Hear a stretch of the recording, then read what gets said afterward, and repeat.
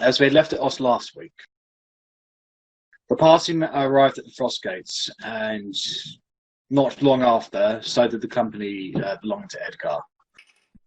You managed to get yourself inside the gates, where you were swiftly escorted inside to one of the towers, where eventually Commander Axiom Frostbeard came and had a chat with you. And upon seeing a fellow dwarf, he immediately lighted up to you, and upon answering the correct question, answering the question correctly, he informed you that the reason that the capital was in a bit of dire straits at the moment in terms of their tributes is because he was denying all tributes, because he held, for lack of a better word, treasonous aspirations against the current king, who he believed was a tyrant who was abusing his own people. So he wanted to starve the people out in order to make them angry enough to invoke civil unrest and riots, and hopefully a change in the current status quo with the king. However, you convinced him of a better way to do it, and that you would find. Well, you convinced him that you guys would find an alternative way, and that Edgar was part of it all. So then negotiations were abound when Commander Frostbeard had the idea that in order to deal with one of the biggest threats he could see on the board, was to challenge Edgar for a one-on-one duel. He, as a knight, he was honor-bound to defend his honor, or and challenge you people. And after some successful aggravations from the party on the field before the gates to piss him off, essentially, he then indeed challenged you to a duel. You went in guns blazing with all of your abilities, your potions, you stacked out to the max. Went in, hard and fast, and wanted to get this over and done with as quickly as possible. Little did you realise that Edgar was in fact in another league from yourselves. The battle was swift and brutal. You all suffered a crushing defeat.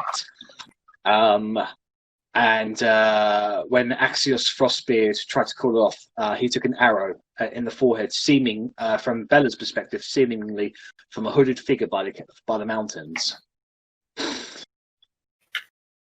It looked like the FrostGates army was primed to attack you guys. However, after some successful persuasion from Loic and Verity and Korgrin, I believe, you were able to get them to see sense and realise that the enemy was in front of them and not you guys. However, Rennas tried to initiate conversation with one of the women who was flanking Edgar, claiming that she looked very similar to Raphael Wallenstein, and upon realising that he was in fact her brother, but tried to appeal to her better nature. However, it appears that her the sister and the brother are two very, very different people, and she swiftly asked for permission to execute Rennas, to which, after a pause, Edgar agreed, so long as she made it clean, as he needed his blood. Despite the best efforts of the party, this woman was able to successfully kill Rennas.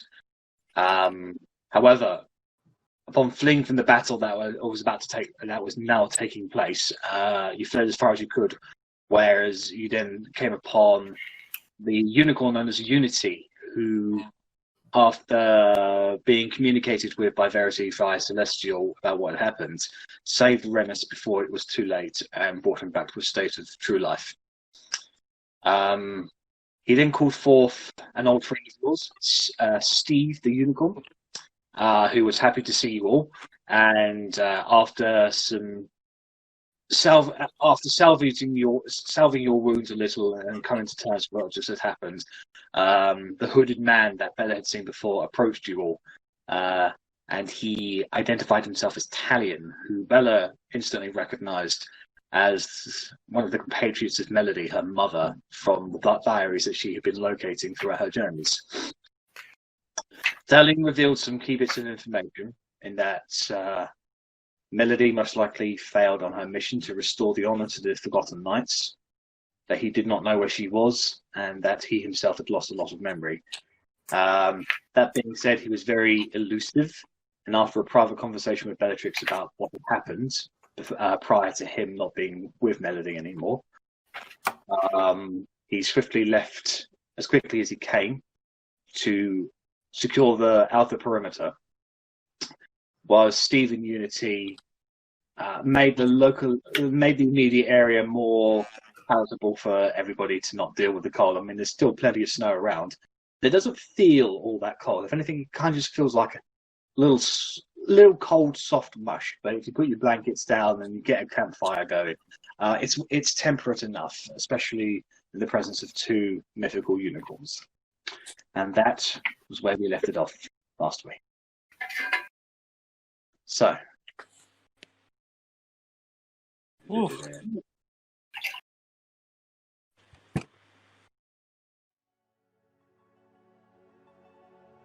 As you all sit around and begin to unwind, deal with what had happened, the sun eventually begins to set, and even now, even with the howling wind around you, you can still hear what seems to be the cries of a battle happening quite a ways away. Most like, Millie, get off of me. That's weird howls to hear. Get off me. The sounds of battle can still be heard from quite a ways away. What this means, who is winning, you have absolutely no idea. I think what it means is the gate guards are a lot better at fighting than we are. We also could take this opportunity to go through these tunnels, possibly unobscured, because the guards are distracted with the fighting. We could also sneak out and go to Maltokyo. Rennas is too weak to move at the moment. Yeah, the idea of going through these tunnels to the capital, do we want to be in? Oh yeah, well that's true. Rennas is too weak to move. I died a couple of hours ago, guys. Give me a second. Yeah, I mean, we'll give you a second. You'll have some time. We gotta go. For me, we gotta go to the capital, though. The Elven District has literally been cut off from the rest of the city and left to starve. So for me, there's no option. Weren't we going to try and intercept tribute on its way in? We did discuss that. It depends on how long it takes us to get through these caverns, really, and as to where the tribute's going to be. Well, Loic, in your experience, when you lost Lucius Caverns, it actually took you nigh on a couple of hours to get through the mountains, whereas the usual path is subject to shifting ice glaciers and cracking ice spikes that fall from the surface. Now, the route is constantly patrolled and cleared up to ensure that it's constantly away, but the route does change on occasion using the main path from the FrostGates to the capital. Yeah.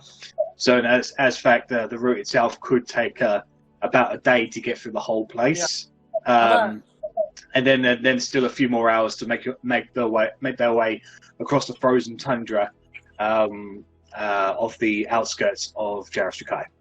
Yeah, I'm gonna relay that to the party. It's long, it's dense. I mean, the caverns basically, or the capital is basically a police state, so the tunnels leading into it have to be safe. So it's gonna be a proper slog if we try to get in. Just so you guys are aware. Now, eventually, day turns to night,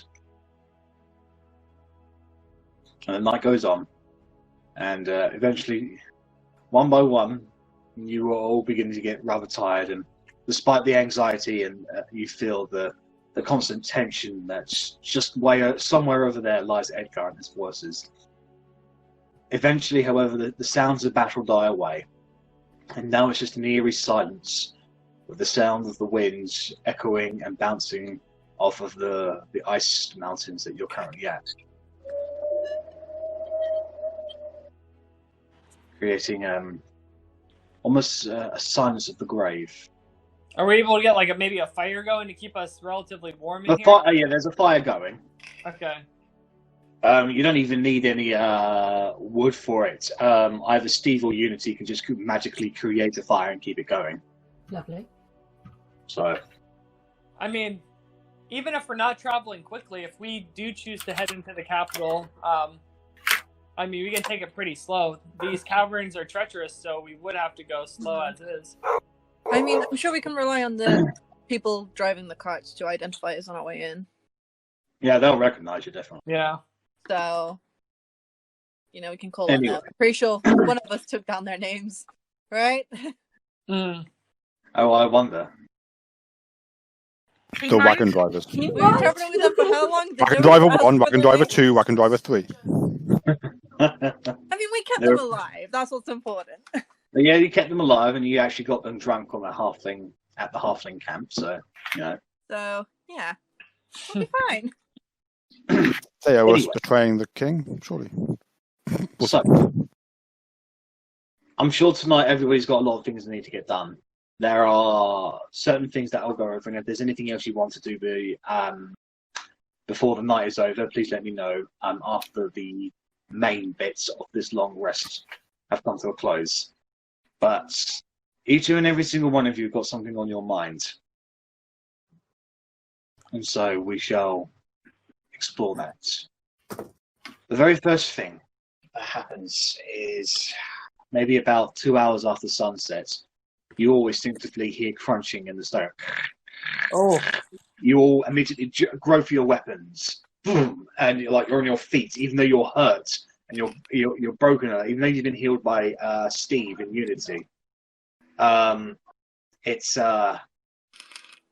still on edge. You're still tired from the day. However, after a few moments passes, you can see the hooded form of Talion has returned to you all. We need to get him a bell. Just so we know it's him. He looks at all of you. Hand on his bow, but no knocked arrows or anything like that. And he just says to you all, "The battle is over. For now it is stalemate.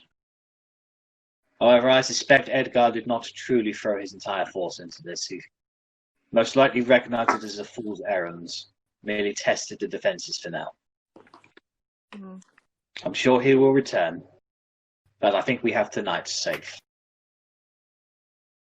If he's unable to get into the city, he might not be working with the king. Or he knows that we're not in the city somehow. The guy seems to have extensive resources. I'm just saying, if it's not easy for him to get in and out of the city, he might not have connection to the king. It might be two separate things completely. That's a good point. We can hope. In which case, we got two cases of fuck to deal with.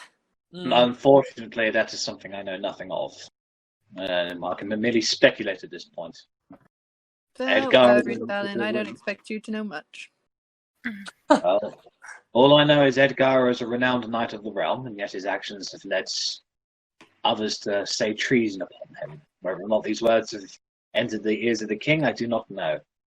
But who he is and what he does appear to be two different things. Same for a lot of people. So I know you were with what's her faces with Melody. Right? Yes. What things have you done? Could you elaborate? Like you said, people know what he is and what he's done as two separate things. We know who you are, but what have you done? Are they two separate things? Are you like, can we trust you, or are you literally all just empty up there? You're just. Should I show you the pile of bodies I've left in those scouts searching for you to prove my trustworthiness? Should I brought their heads to you? Oh my god, no, I don't think I'm trusting. You don't have to trust me, but just know that I'll be sticking around to make sure that you stay alive. It's the least I can do for an old friend. Okay. So I'm just writing notes. Okay.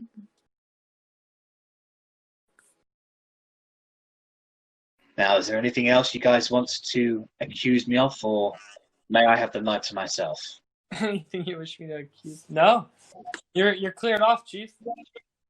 Thank you for watching over us as we mended our wounds. No apology is necessary. It was the action that led to the course. It was the course of action that led to the greatest chances of survival for myself and therefore yourselves. No, thank you is necessary for what I do. Thank you anyway. As you say. And with that, he Sorry. wanders past the flames and wanders over to Unity, and starts stroking the side of his head. To which Unity is like, So, can I just do a quick insight to check he's not doing any kind of illusionary magic? "Oh, you can do detect magic." I'll do that then.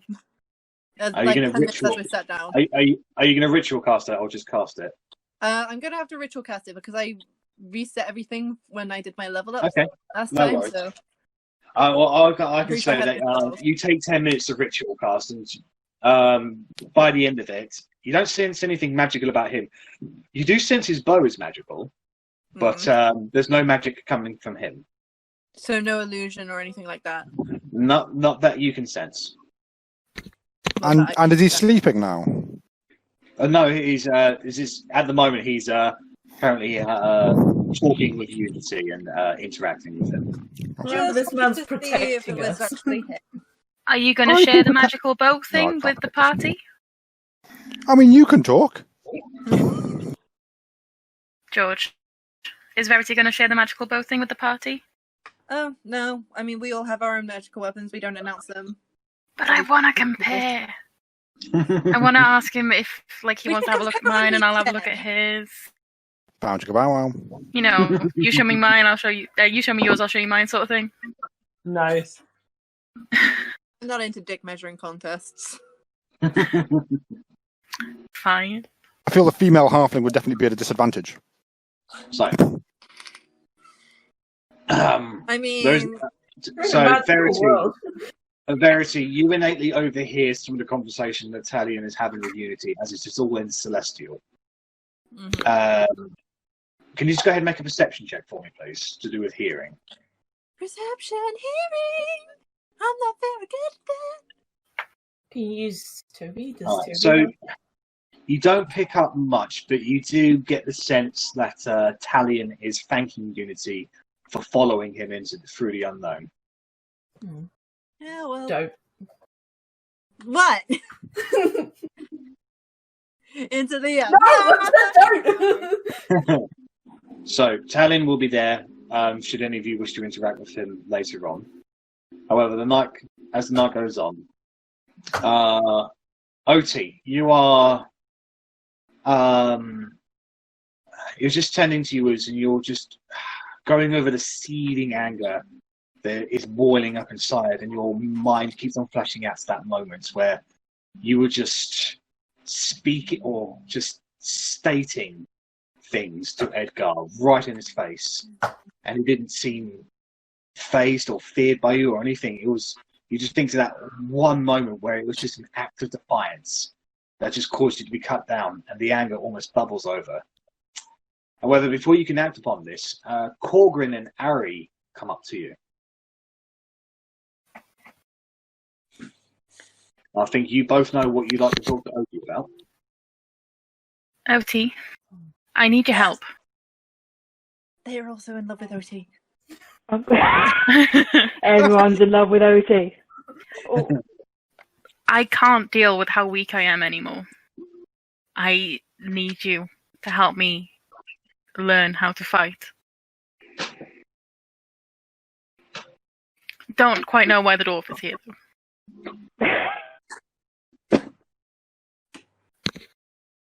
I think the dwarf is on mute. Yeah. The dwarf. nah, Discord's just not letting your voice. We can't hear that. Can you hear me now? There we go. Yeah. To Italian earlier, and I was like, "Oh, Jack's just ignored me." Oh wow, No, I've not heard of this entire thing. no, that's fine. That clears a few things up then about why none of you have heard me. That's good. Cool. So, picking up, Ali, actually, we share a common goal. Getting pretty pissed off with just being thrown around a little bit whenever I'm going toe-to-toe. So if you don't mind, you tell me your secrets, I might not tell you mine unless you ask real nicely. No. What I'm saying is, can you help me punch things a little bit better? Please. What is that? What is that, It's George? a love tree. This is what Verity's doing in the background. A love chat between everyone. And it all revolves around Otti. Yeah, but I got something with Rennas and Loic going on here. I don't know.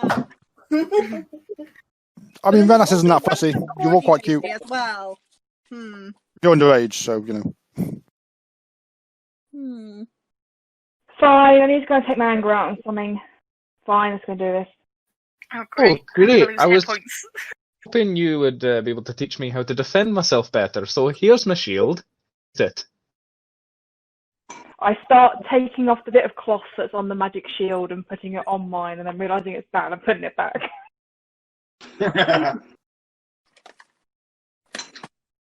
Okay, so at sporadic points throughout the evening, Otti gives a very intensive first lesson to both Arri and Korgrin. The rest of you occasionally watch over, and it's quite fun to see both the halfling and the dwarf sweating buckets. But that is what happens. But by the end of it, Arri, Korgrin, your muscles are achy, and you feel like you've been trampled by 100 horses. But you feel like you have picked up a few things. You feel like your body can get adjusted to this over time. But the most important thing, however, is that you've learned how to control your breathing to deal with any kind of pain. And that is how you will gain your second wind feature. So, by the end of that, Arri and Korgrin have both taken their first steps into becoming fighters. Verity. You see Steve. He's currently on his own at the moment. He's currently staring up at the. It's a cloudless sky tonight, and there's a lot of stars up there that are sort of. Are we not in a cave? No, you're outside the cave. Okay. He's staring up into the stars, and they're accentuated by the whiteness of the general area of the ice and the snow. There's almost a greenish glow sort of hanging over the mountains up into the sky itself, maybe a little bit of a aurora borealis there. And he's just watching it and just looking very serene, if anything. And a thought enters your mind, a thought that has been growing for a little while, and you realise now is probably the best time than any to ask. I don't know how to ask. I guess I'm first I'm just gonna be sat down next to him doing weird 17-year-old matchmaking stuff in my book next to him whilst watching them fighting. He watches your matchmaking with great enthusiasm. He actually really enjoys drawings and stuff. Yeah. You just Steve thinks gonna get together. You know, Steve, I really want to help these guys, but I'm a bit of an idiot. I only know how to blow things up, and sometimes it doesn't work. Sometimes it hurts them. Well, and they do tend to get hurt quite a lot, don't they? Yeah, well, they're idiots. I think we're all idiots in our own way. Yeah. It's a pretty night tonight, isn't it?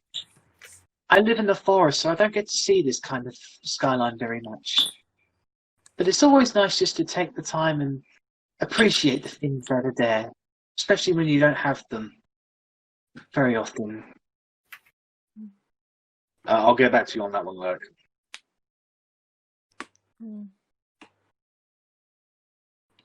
This is so awkward. Sorry. I wish I was better for them. In what way? Well, something other than fire. And You have the fire of your heart and the fire of your soul. What more can you do? I don't know. Well, what would you like to do? If you could do anything. If you could help them in any way, what would you do? I'd like to heal more than I hurt. That's very noble of you. Are you able to heal? I mean, I'm really good with potions. I mean, I always tend to have one on me, and I never usually take them myself because I'm kind of far away. So in that sense, yes. But, you know, Corky's kind of cool. He, like, has his... No. Dwarf. I forgot the word for dwarf, sorry. He has a dwarf in the sky helping him. Moradin? Yeah. Moradin. I know of May Moradin. Moradin like smite you. That's me doing Corgi. I'm sorry. He's a fun person, Moradin. You know him, personally? I know of him. Mm. The races he has with the Pegasi are unbetold towards the other gods. He has Pegasi. They all have Pegasi. They all have I Pegasi. I myself am friends with a great many of them. Do they have unicorns, or are unicorns and Pegasi like a completely separate thing? Well, or am I being insensitive here? When a good spirit is sent to the heaven, or is born in the halls of Celestia, a coin is tossed. If the soul is heavy and hardened, they become the Pegasi. They are not as aware as the rest of us, but their strength and their honor is unmatched. But if the coin lands on the other side, where it is lighter but more fluid, then that soul becomes a unicorn. And whilst we are not as strong, we are given the ability to feel and to think, to heal and to love. And we were asked to spread that amongst those who we deem worthy. And that is why I came here. I've been around for a number of years, and I've seen many horrible things and many good things, and sometimes the good needs a little help. That's what I think. Yeah. I think I was really lucky that day I accidentally summoned you. I think it was lucky. If that had not happened, then I would have never met you or any of them. I think that's a good thing. And he comes up closer to you and he nudges his head down and kind of just like shoulder bumps you a little with his head in an affectionate kind of way.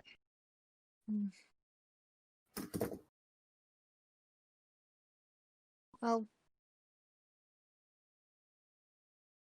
he sorry, what were you gonna say? I don't know.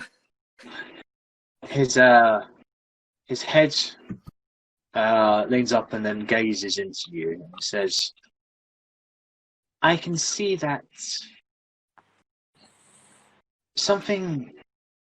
you wish for something more. You wish to be a little bit more like Korgrin in helping people.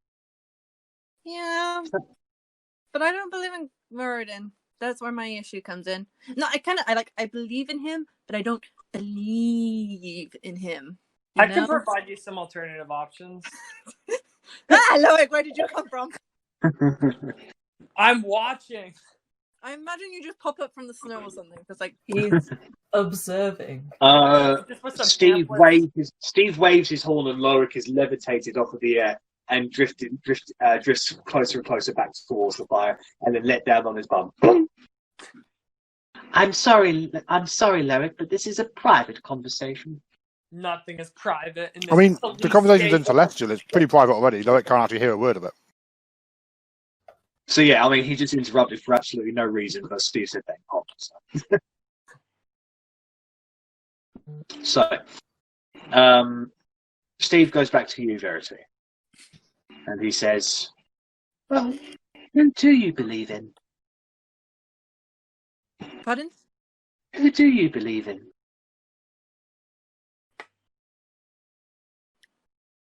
That's Do you the thing. believe in yourself? Sometimes my magic works the way I want it. Sometimes it goes better. Sometimes I'm like, I don't know. I'm aware of traps that aren't even there. You get my saying? Like, it's not really consistent. I But think I I like to think that I understand. would do the right thing.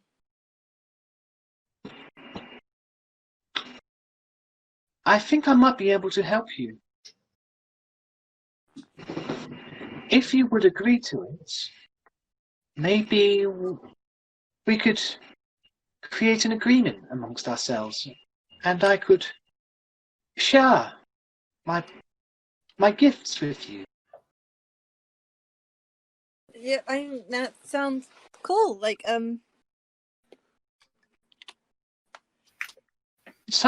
Doing such a thing, it's very rare for such a thing to happen, and I must consider this very, very carefully. For if I get it wrong, then it's not just my power that's misused, it's my soul. Souls are irredeemable. They're irreplaceable. There's only one. You only get the one. Sometimes it can change, but it's always the same. that's a contradiction on itself, but sure. Most things are. Ugh. Who you are can change. But that fire, that light within yourself, that's always the same. That's what the gods gave to people many eons ago. Choice, free will. That was their greatest creation. And they eagerly await to see its results. You have free will, Verity. And Poorly given. you are amazing in the sense that that free will has not gone to waste. And he looks into you, and his eyes start glowing white. You get the sense that he's looking beyond your skin, beyond your exterior. He's looking deep down, way deep down than anyone's ever seen before. And this lasts for a couple of minutes until eventually the eyes stop glowing, and he says, "You are very explosive." Yeah. It's like one of my three things. Now it makes more sense what you said to me earlier. When you enter a situation, you're presented with a challenge, your instant reaction is outward energy, explosive results, pain, and in many cases, death. Well, you work with the tools you're given, Steve. I mean, come on. If you could Have you explode ever things... Have you ever tried to pull your punches? Have you ever spared anyone? Once, but that was a mistake. We ended up fighting a dragon because of it. Ugh. He's on my list, Steve. He's on my list. I can't hear you, but he's on mine too. What's his face? Yeah, little druid guy. Yeah. Bunyan. Yeah. Well, maybe that person, because you have spared him, will go on to do some really nice things to other people. I highly doubt it. He was very much a coward. Self-serving one. But do you know everything there was to know about him? Do you know where he was born? Do you know if he has family? Do you know if he has a wife or a husband or children? I knew that he was ready to kill us because he was scared, and then, when he became scared of us, he was ready to kill other people. Why was he scared? Was he scared of losing his loved ones? Was he scared of hurting people? There are many things you did not know about this person, and yet you were very quick to pass judgment on him. Well, we asked him for answers, but he was really not that And it is good. and just as it is your right to have free will to do as you see fit, his free will dictated that he did not wish to answer. Then how am I meant to change my assumptions? I am prepared to make a pact with you to share my power. And I'm sure you will have stipulations of your own. But there are 5 vows I wish for you to take. Okay. New I page. wish you must vow to always defend those who cannot defend themselves. You must vow to treat the lives of all living equally and spare life where you can. Will you be sending me this afterwards? Yeah, I'll be sending this in chat. Okay. You must vow to banish and destroy demons and devils with righteous fury. You must vow to uphold the sanctity of the soul in all individuals, never to try and corrupt or in any way misuse somebody's soul against their will, is what I mean by that. No soul voodoo. Got it. And the final vow, the 5th vow, is one thing I think you'll probably excel at the most. You must vow to make at least one person laugh or otherwise better their life in some way every day for the rest of your life. I'm not a comedian. Or you can just better their life in some way. I mean, I I can see the try. goodness in you, Verity, and I am willing to make this gamble. But you must promise me that you will always have these vows in your mind whenever you invoke upon my gifts.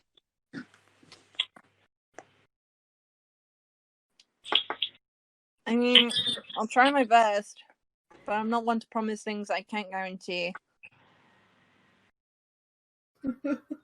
So long as you try, that is all I ask.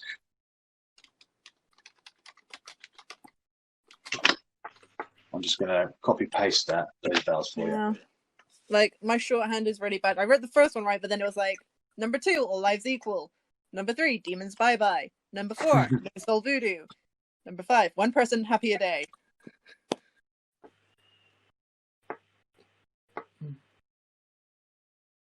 If you can agree to these, I will share my gifts with you.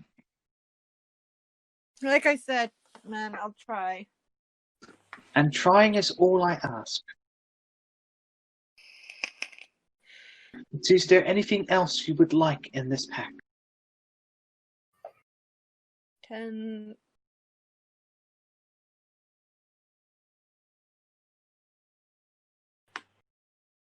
I have some more unicorn hair? He just unicorns don't really smile, but he does flick his mane in an effective kind of way. Like, we tried to, I tried to do a good thing where I gave it to this dude who's gonna make, like, Corgi some really cool, awesome healing armor, but, like, that's being held up in delivery, and you know what shipping is like in these areas. It's really, really, like, just so long. And You can. I agree to that, Sam.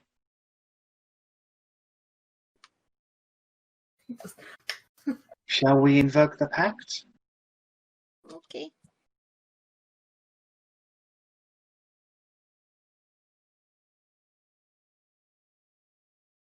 He'll do that. He'll do that, Verity. Okay.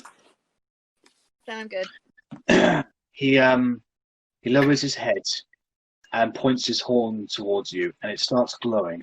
and you instinctively feel the need to reach up and just place your hand on the tip Gonna of think it. Aurora Sleeping Beauty on this bit. And the rest of you are distracted by a momentary shining white light that reverberates all throughout the cliffside. And you almost hear the chorus of angels somewhere. And then it only lasts for a few seconds, and then it dies away very quickly. By the end of it, Verity, you feel connected to Steve in a way that you've never been connected to anyone before. Like your thoughts and your feelings are intertwined with each other. And that's when you're in pain, he'll feel the pain, and if he's in pain, you will feel the pain. You've bonded with each other's souls and are forever connected by this pact. The first thing that Steve does after this is uphold his end of the bargain.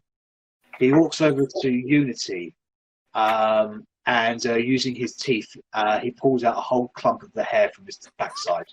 And Unity goes, "Ow!" and just goes, and starts like hind backing a while. It's Tanya just gets a little bit like overwhelmed a little bit, and he has to like calm him down a little bit. I mean, I did say your hair, but that's fine.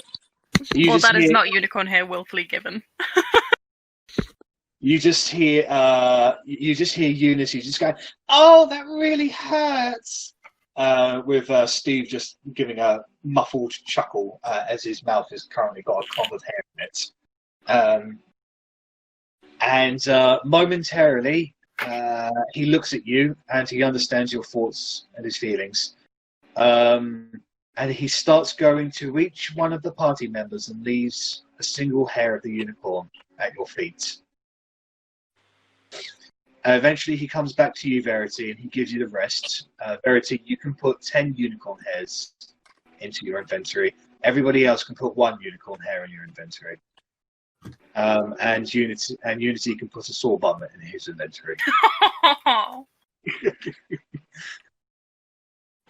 Sorry, Unity. I did ask for his. Just throwing it out No, there. you didn't. No, you didn't. You just asked for hair. You just asked for unicorn hair. Can I have And Steve is a trickster Yeah. and a prankster. I guess this time it's gold hair. I mean, you don't think it really hurt Unity. It's more of a playful, like, ow sort of thing. Have you ever had that many hairs pulled out of you? It's not fun.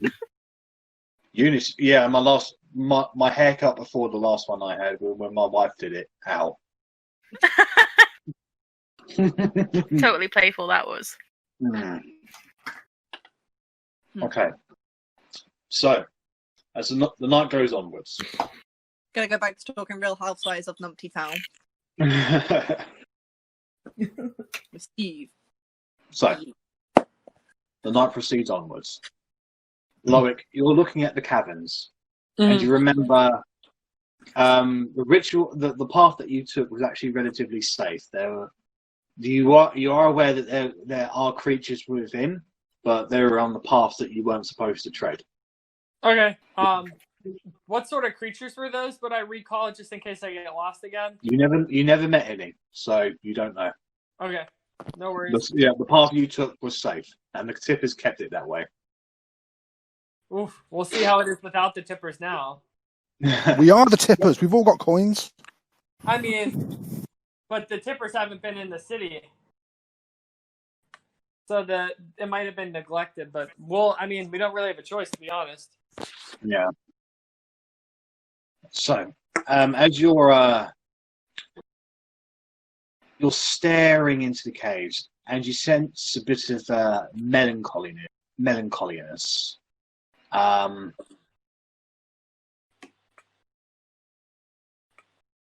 We'll get to that in a bit, Harry.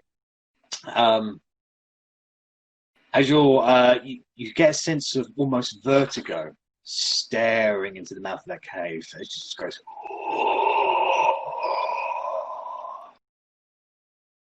And you hear some crunching of the snow next to you.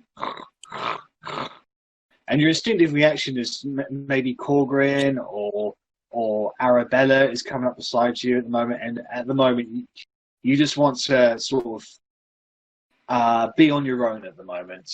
And you go to say to them, not at the moment, but as you go to turn around, the observer is there, standing beside you, staring into the same mouth of the cave.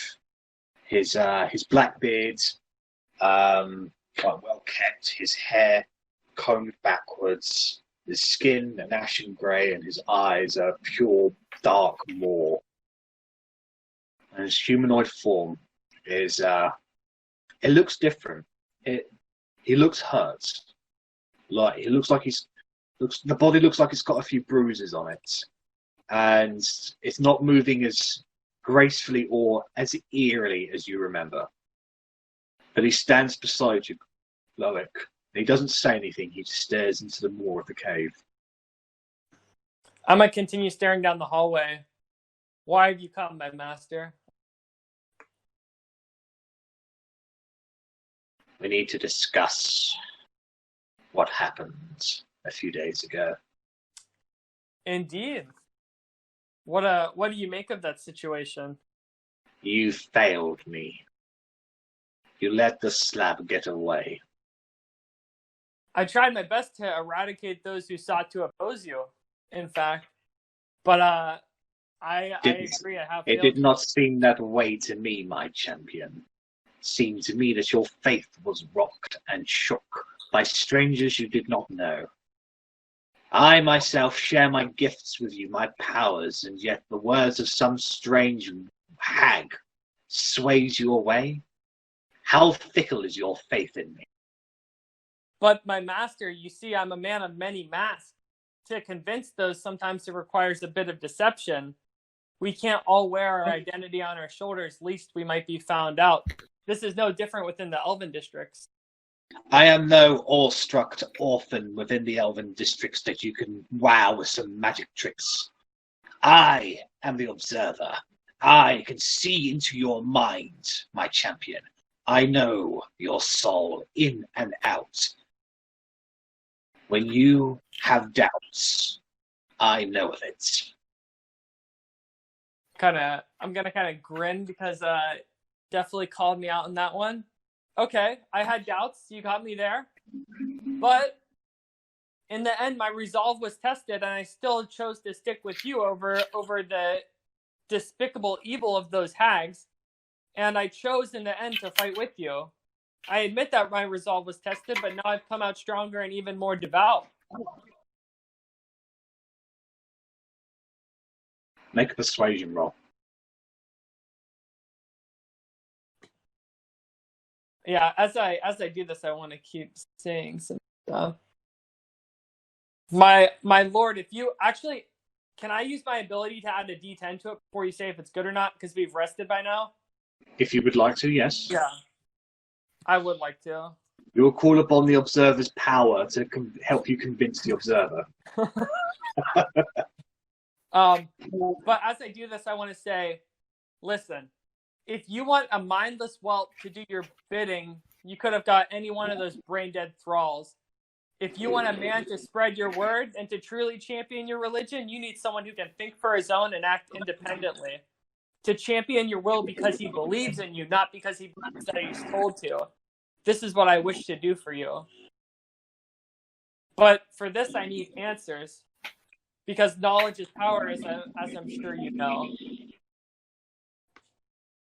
Then ask. Who is Zaziel? There is nobody called Zaziel. Is that the name you gave me? The name I gave you was Zazekiel. Zazekiel. All right, I'll fire that up for round 2. My lord, who is Zazekiel? Zazekiel was a name that I was known by long ago. And why have you disbanded from such a name? Are you not proud of whom you once were?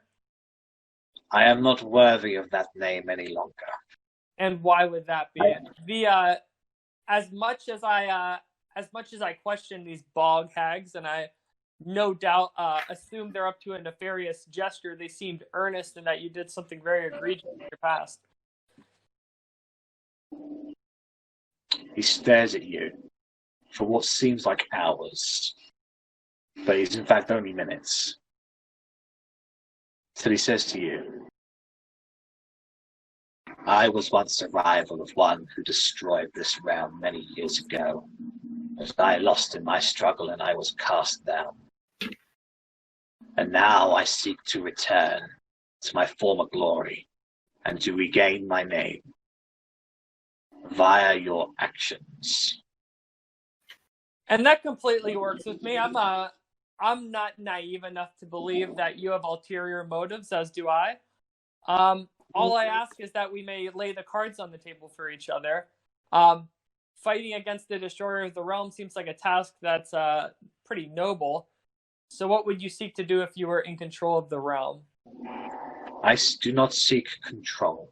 I seek only the destruction of my rival. And I seek the destruction of one who betrayed me to my rival. And whom would that be? You've already met her.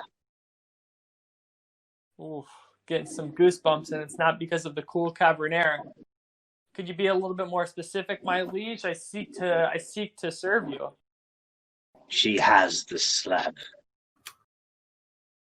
I understand. She betrayed If you return the slab, then I can return to my name. Can I make I make an insight check to see if he's maybe kind of giving me the high road here? Okay, go ahead. I warn you, he's very hard to read. Yeah, I mean, yeah.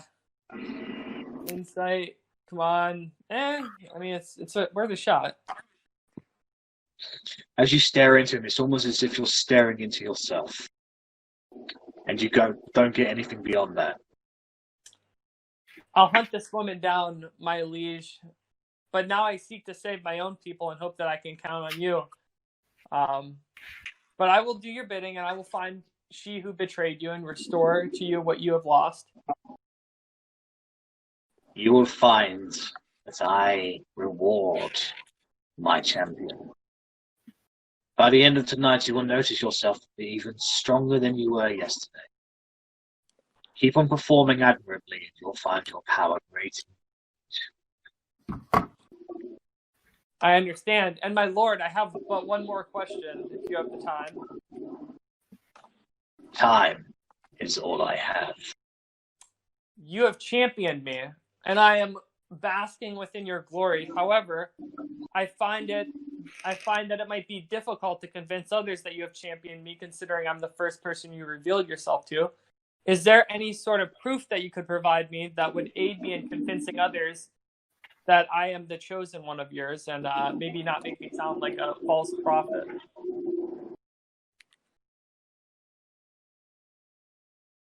He smiles. And you get the sense, whilst no words are said from him, you get the sense that you may already know the answer. And with that, he disappears. All right, Loic's feeling like this pact he made might just have a couple of good clauses in it for him after all. Verity. Ew. With your pact now completed with Steve, you have seen Loic talking with someone else who just disappeared on the spot. And you were confused as to who it was at first. And you may have instinctively tried to approach, but there was almost as if a brick wall prevented you from moving any closer. Mm. And you get the very sense, the very, very glimpse of views that both Unity and Steve look very unsettled before going back to their regular happy selves. So it seems Loic might have a side piece in this whole love triangle. This could make things complicated. I think I'm just going to keep this one in the bank for now. I mean, I don't know that she sees. I don't know that she's seen me so far. I'm just kind of grinning to myself, like Chucky. I right know now. you know that I'm scared of my hand. Loic, I know. you get the sense that whilst you now know the name, you must never ever repeat it in front of others. Okay. Easy enough.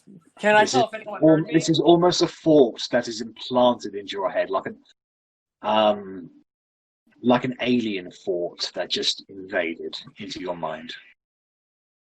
Well, actually, I'm going to wait to say something before when Loic comes back, but I'm going to wait for him to come back, and I'm just going to be like... Okay, well, we'll get back to that. Mm-hmm. Rennas, you are very, very sore at the moment. Your body aches all over, like you have a burning sensation up and down your skeletal structure and your muscles. And like Korgrin, Unity, and Steve would have given you a little bit extra healing, but there's only so much that magic can do. This is more of a case of I'm magic now, bitch. just letting your own body fix itself now. You tend to the wounds that you had, and whilst they are pretty much closed up, you have noticed that you now have 2 scars underneath your heart where the 2 blades punctured you. Chickstick scars. And you still have that burning sensation. Unity eventually comes over to you, and he does another round of healing over to you, and it's like you have sunburn, and you're getting cold water wrapped over the affected areas. It's soothing and yet sore in the same way. He touches his horn to your scars, and the scarring doesn't fade at all. And Unity says to you, "I'm sorry, but unless you have some other means, I don't think those wounds will ever truly disappear." These scars can serve as a reminder to the person I must endeavour to be from now on. Ooh, That's good to hear. proper That's amount of good. head. I like it. I'm glad that you've at least learned something from this whole experience. Death can change many ways, and I'm glad that I was able to bring you back. I like you. I'm very glad you were able to bring me back. I think your mane could be a little better, though. I am going to speak to Bellatrix over there about that very shortly. Oh, she's got wonderful manes. She's very pretty. She is. Beautiful hair. Very Very talented. And Steve thinks so as well. We may speak to the other unicorns about him. She may become known as the beauty of all unicorns. Sorry, Lesley just blushing. But he turns back to you then, and he says, "I'm sorry, but I don't think I got rid of all the poison inside you. It will heal in time. I know that you did your best for me. Unless you have some very powerful magic, I think from now on you should avoid all kinds of poison. It might affect you more than other forms of damage." Me avoiding damage never seems to work very well, but I will take your words on board, Love that. and I shall do my In best. terms of game mechanics, Rennas, the downsides of dying and coming back, as brief as it was, you have scarring from the bladed wounds, and you now have vulnerability to poison damage. This is going to last for 2 years, or unless you get a greater restoration. Korgrin. Okay, cool. What does that actually mean within game? Does that to do more damage, or do I roll disadvantage? If you take poison damage, even if it's not critical, it's doubled. Awesome. If it's critical, it's quadrupled. I'm going to die much more, guys. Do we not It's- have a greater the poison- restoration potion? Or am I close to my greater restoration is quite high level magic, so Something I can do, but I need a bit more clerical mojo. Know what I mean? They'll pick me I up. was going to say even longer now. This is purely to for poison resistance will just make it normal damage for you. Oh, so I need to find something that gives me poison resistance, and I'll work on that. That'll be a quick fix for now. There are magical items and armors that do that for you. Oh, I thought there would be. Sure, the capital will have some for sale somewhere, and if it's for sale, then it's for steal. Don't we have one of them anyway? Level. You can trade a unicorn hair for some. Hype it up to be like really, really badass. I mean, more badass than I literally died, a unicorn saved my life, and then gave me some of his hair. Yeah. That's pretty fucking badass on its own as a standard story. I would like just to redact something because I did actually forget something, so I apologise. Talion was actually translating that all for you because Unity does not speak Common. So Talion was translating all that for you. Thank you, Talion. So imagine everything you just said, but in like a gruff, totally not rude way. I apologise if I cannot give such grace to his voice, but he's very concerned about you, that's all. I understand the meaning. I am very concerned for myself also. We're all concerned, Rennas! I wasn't expecting to die. So, but with that, Talion and Unity go back to talking amongst themselves, and Rennas, you are left there. And you consider everything that has happened. You considered your life and how you've acted, and for the first time in probably ever, you've experienced real consequences to your actions. And as you have said, this will have an effect on your personality and will subtly change you going forward. You've stolen my moment of clarity. It's pretty much what I was going to say. Self-reflection. You can go ahead and say it in your own way.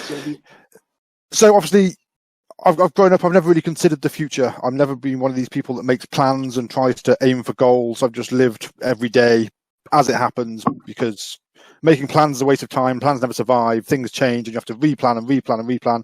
I'd much rather just live in the moment. So I've never really thought about the future, and ergo, never really thought about consequences. It's always whatever happens, I'll deal with it there and I'll move on.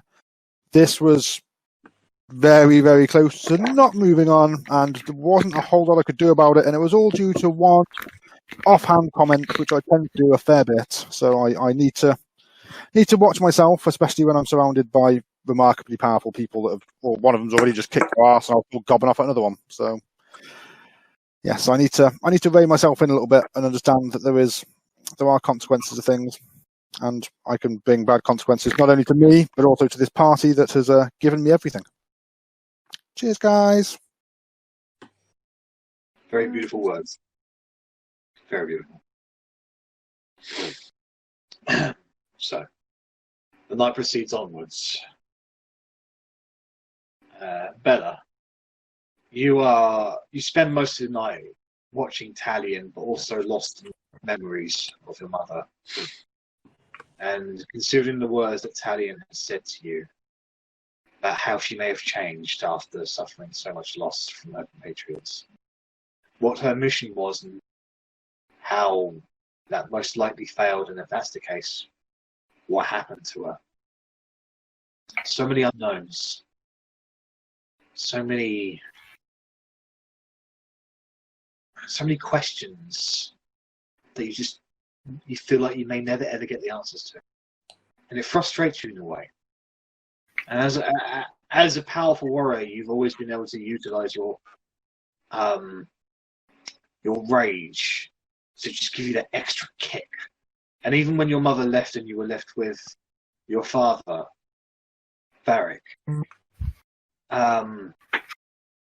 even then, growing up, you had uncontrollable bouts of just anxiety and sadness that just spilled over into pure and unadulterated rage at everyone and everything around you. That eventually led you to utilizing, using your mother's glaive, and just shoving all of that hate, all of that pain, all that frustration, each swing that you make, until eventually you were able to control your rage to the point where it actually made you stronger. But lately you've been thinking, what more can I do? What more? You have learned those tricks from the Halflings, and you've learned how to inspire your compatriots, but you still feel that there could be something more.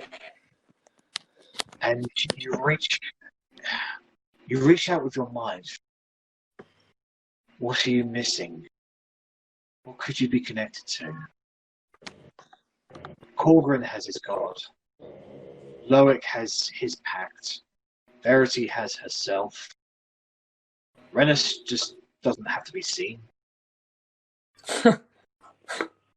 All right, I'll go. Sorry. Otti has that innate power within herself of both discipline and arcane. And then there's something more.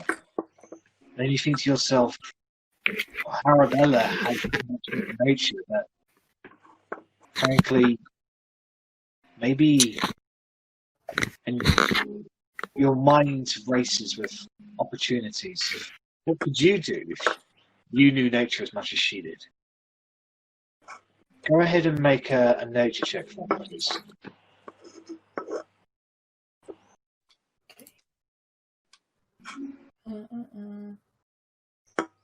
What's on mine too? You bury your fingers beneath the snow. Whilst it's cold, you feel maybe there could be something there. It's impossible to tell. And then your ears perk up and you hear something. Not from the snow, not from the trees, not from the mountains, but from the cave mouth. You hear, ha ha ha ha.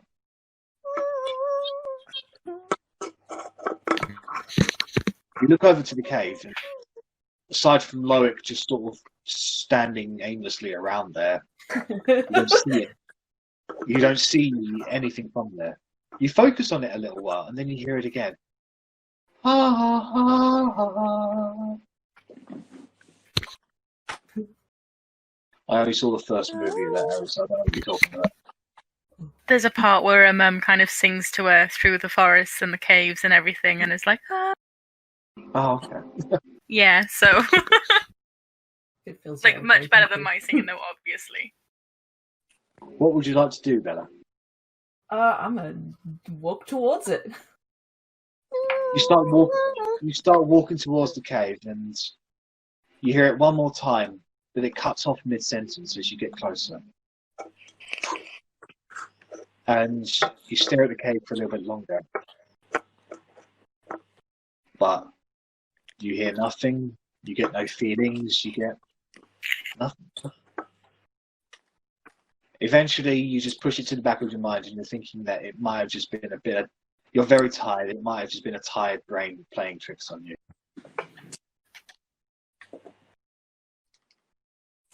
And with that, you go to turn in, and as you turn around, Otti is there. Otti, I believe you have something you wish to ask of Bella. I need your help. I need your help, Bella. What's up, man? Please. I'm just so frustrated with this whole situation that everywhere we turn, it just goes from bad to worse, and that everyone who's supposed to be of authority is bad. And I was part of that, and I could have caused so much pain, and I don't know what to do. I'm just gonna hug you at this point. It's like, it's okay. I might be actually crying now. Just... I don't know what to do. I feel such passion and anger and emotion, and it's just bubbling up, and I don't know. Okay, I was gonna, first of all, hug you. Just be like, it's okay. I've been there. This is every day for me. I go through a lot of emotions every day. I can teach you how to, channel it, I suppose. I mean, you're already so good at fighting. Yeah. Just show you how to, make those swings hit harder. Yeah. After all this time of just all these emotions, I mean, how many cry? I never used to cry at home. I've cried so many times now. So many times I have bawled my eyes out because this has just been shit. And I need to do something about it because otherwise I'll be the crier of the party and then that's just no fun. Yeah, it would suck to be the crier of the party, huh? That'd be shit.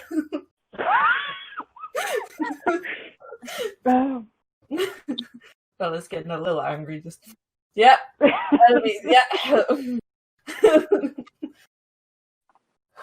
If you can help me, that would be absolutely amazing, and will make it a lot easier going forward. Of course, yeah. I'll help. Whatever I can help with. So, Bella takes Otti over to one side of the camp and just starts giving her some lessons. It's not really any lessons about fighting, it's more about lessons of just letting your emotions flow. And whilst it doesn't have to be anger, it can just be anything powerful enough that just let you lose that sense of control that you have. And it takes you a little while, Otti. You've always spent your life being rather stoic, in control, focused about what you're doing and what you have to do. And eventually it just all comes out all at once. The frustrations, the tears, the happiness of having friends and family, and the sadness of losing your father. All these emotions just come pouring for you, all out at once. And at that point, you swing your sword at a nearby tree, and you actually cut the tree in half down the middle. And you've never ever been able to do that before. But you've realised at that point that is the kind of emotion that you need, just to push yourself further and just deal that extra bit of damage.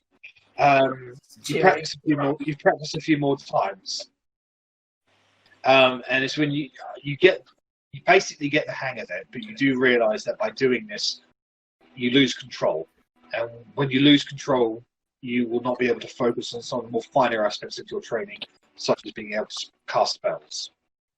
And you realise that you could follow the path of the Berserker, or you could follow the path of the Stoic. Unfortunately, they are dual realities that somewhat travel the same path, but you can only be on one path at a time. And this back and forth is something that you feel as if you're just going to have to get used to. So maybe one day it'll all just click together. Korgrin, you are sore from your training, but you eventually you nurse to your muscles a little bit, and you sit there in quiet contemplation, and you think back to the words of what Edgar said to you that just sent you into a blind fury that made you charge beyond that made you lose all sense of self-control and made you charge forward. What he said of Kolga. And upon utilising what your words said to the unicorn, you look up into the Aurora Borealis, the clear night sky.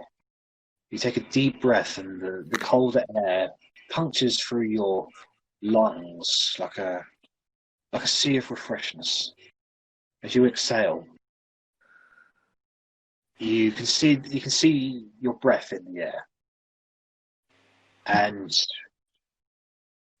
the steam itself behaves oddly.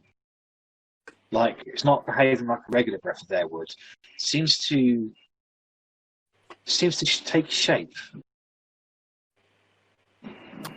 and before your eyes, your very breath of hot air that only lasts for a few seconds, but it becomes the symbol of Morrowind.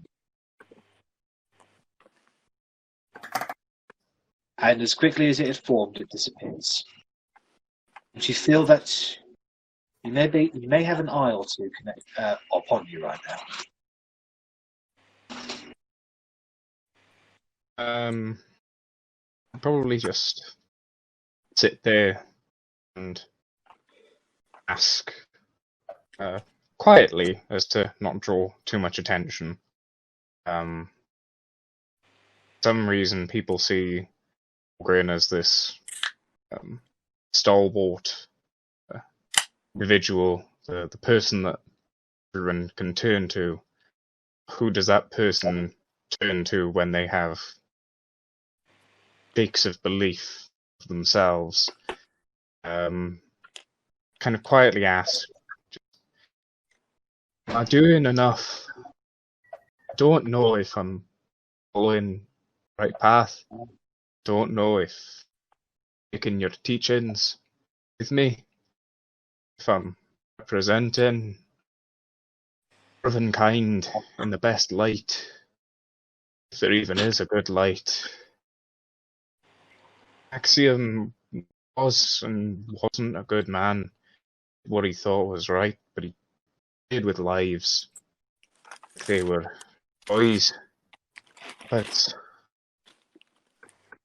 I'm doing you proud. Will I find Mother? Just a sign. Anything. Please.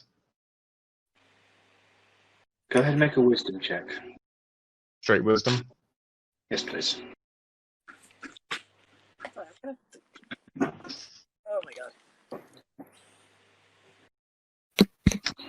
All the kutches are going on.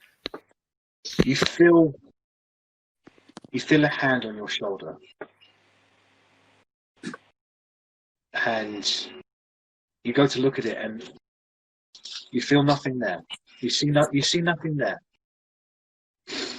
but you get the sense that whilst he cannot, at this moment in time, affect the material realm too much, you do know that he feels that frustration and that sadness within you, and that his love for his creations is boundless and endless, and that includes you. You are one of his finest,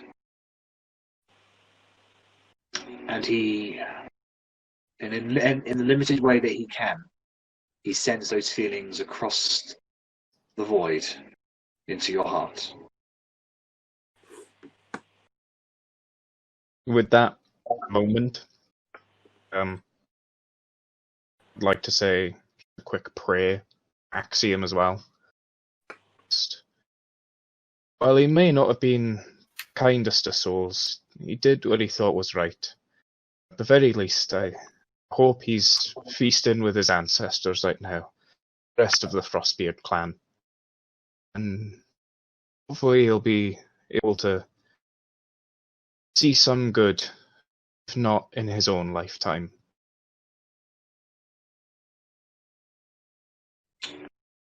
You hear a voice from behind you that says, "And may that go forever with the ancestors."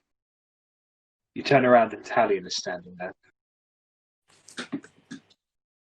My apologies, I did not mean to intrude, but a ritual, a prayer for the dead, should be more than just one. Hey, there's something about having witnesses that makes it feel that more real, you know? He comes up a little bit closer to you and says, "Do you mind?" And he gestures towards the spot next to where you're currently resting. Depends. Do you like ham? I'm impartial to it. Pull out the leg of ham and I just a little pocket knife, carve him off a slice and offer it to him. He takes it, but he doesn't eat it. It's good ham. He's got that scarf. He does have that scarf over his face. So. Kind of hoping I'd see a glimpse of the mouth when it went in, but it's fine. He pockets it and says, "I'll have that for later." The road, eh? Yeah, the long road. I hear that you've had a long road here, longer than the rest of them. I suppose you could say that. Been not intentionally on the same route as this lot. I kind of gesture vaguely at everyone doing their own things. I've been looking for someone, you know? Who were you looking for? My mother left quite a long time ago. Nay, so much as a word. When someone up and leaves your life without so much as a bye or letter, you kind of have to think that something's right. That there's more that's gone unsaid than what's been said. So, did what any dwarf would do. Went out looking for kin. It led me to this lot. Bunch of idiots. Swear by Muradin, I don't know how they've managed to keep themselves alive so long. But, You've been healing us. Well, they are. Can you guys make a perception check for me, please, Korgrin?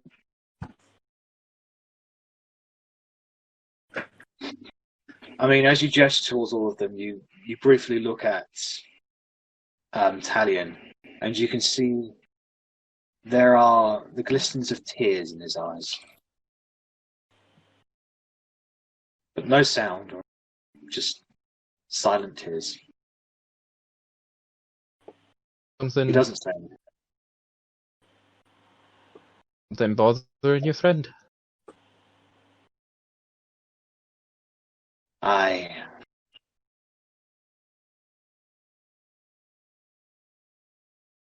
The words that you said are truer words that ever been spoken, in many ways. Hey. What some people would give just for that one last goodbye. You know if you had last goodbye? I did not. I'll do you one better. Hello, friend. My name's Korgrin Bravebeard. He takes your hand and shakes it. He says, "Hello, friend. My name is Talion, and one day I may say more than that. But I do not wish to lie to you. But please understand that I am protecting more than just myself. I'm not sharing anything else." Understand. We've all got our odds to bear. Kind of firmly, very dadly pat him on the back. There's a bit too much force, but you know it's good. It's fine. This Talion's all right for now. He finishes off the conversation with asking you, "Did you ever find out what happened to your mother?" Oh. Every lead, every Sorry, I didn't catch her name. What was her name again? Olga. Holga. Holga. Kolga. I know a Kolga. Oh, no. I know a Kolga. Well, what can you tell me? Why, Lesley? What? I was woken up not a short time ago from a very long slumber, and Kolga was the one who woke me. What? When was this? Not but a few days ago.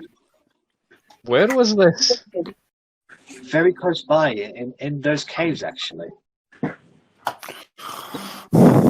Just in case we're thinking about not going in them at all. She didn't say much. I also have to kind of agree with Loic. I can't just leave the half hours in there, unfortunately. Yep, She did not So it looks say like we're much. going to the capital. She said, it'll be great. can you guys hear me? Yep. Yeah.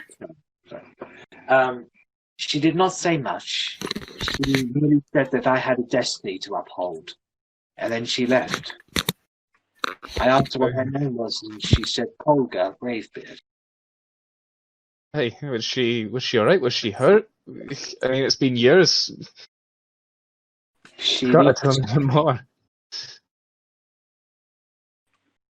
he pauses for a moment and thinks. She looks scarred, but alive. Scarred physically or scarred emotionally? Scarred physically. I think she may have been missing a hand as well. Or she still had both when she left. I apologize, I can't tell you more, Korgrin. I'm sorry, but the whole process of me waking up and being explained as to what just happened. Worry not, Alien. The whole thing lasted about 10 minutes, and then she was gone, and I didn't see her again. Rest assured, you've given me more in these few minutes than I've managed to find in the last few years. So, thank you. Really, bottom of my heart. Thank you. Did you think she was dead? I didn't know what to think. The good man Edgar, as I'm sure you just witnessed, did mention that he was captured, and you don't really know anything about what's happened. You can't help but think, is he speaking the truth? And someone that for some reason hates you so really, so truly, with every part of their being, goes around names and half lies, half truths so freely. How do you think's if he is telling the truth? I mean, he seemed to know my father's name, and I've not mentioned that since I left Zardoom. I merely write to him from time to time. But how would he know?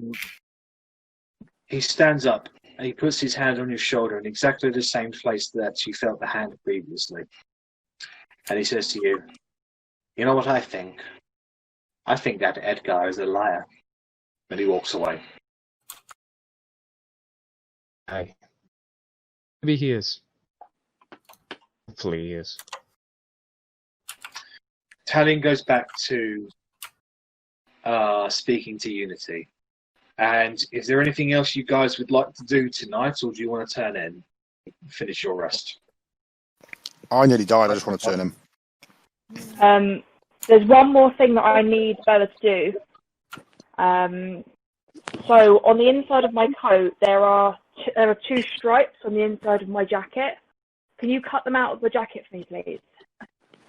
Yeah, okay. They were marks for being a town's guard, and they're coming out. Oh. Sure thing. Exactly, there's no town anymore. Exactly. And as these strips, these ribbons are cut out from your coat, they slowly, weepily drift to the floor and settle on the snow. Eventually, after a few moments, a few snowflakes overtake them, and you know that within due time they'll be buried in the snow. And so too, as these stripes are buried, so too there's your connection to Oakley. Unless I'm interpreting that wrong. She's still got the four of us. The life that she had, essentially. I mean, Rennas is going to start being more cautious. Otti's no longer a town's guard. You guys are changing! I don't deal with change! I'll still steal shit, I promise. Don't worry. Please. And then Otti will reprimand him Murmurs from his death. just for stealing things. She's got no power anymore. So She can still reprimand you. Just for... that's what Otti and Bella does. Is there anything else you guys would like to do before turning in? And there was my Verity, little did you- whisper. Oh yes, let's have a quick look at that. Sorry, I've forgotten about it. I was kind of hoping Chocolate you at this time of night. Oh yes. So would, but the piece de la resistance. Why? As everybody, this could just be a little as thing. everybody goes a little in teeny to tiny settle, thing. start getting to sleep. Verity, you are contemplating the new powers that you have been gifted by Steve, the new feelings and the new promises that you have made. Eventually, We're you gonna be hear a some cult, Steve. It's gonna be a cult. Eventually, you have. Eventually, you hear the crunch of the snow coming up behind you.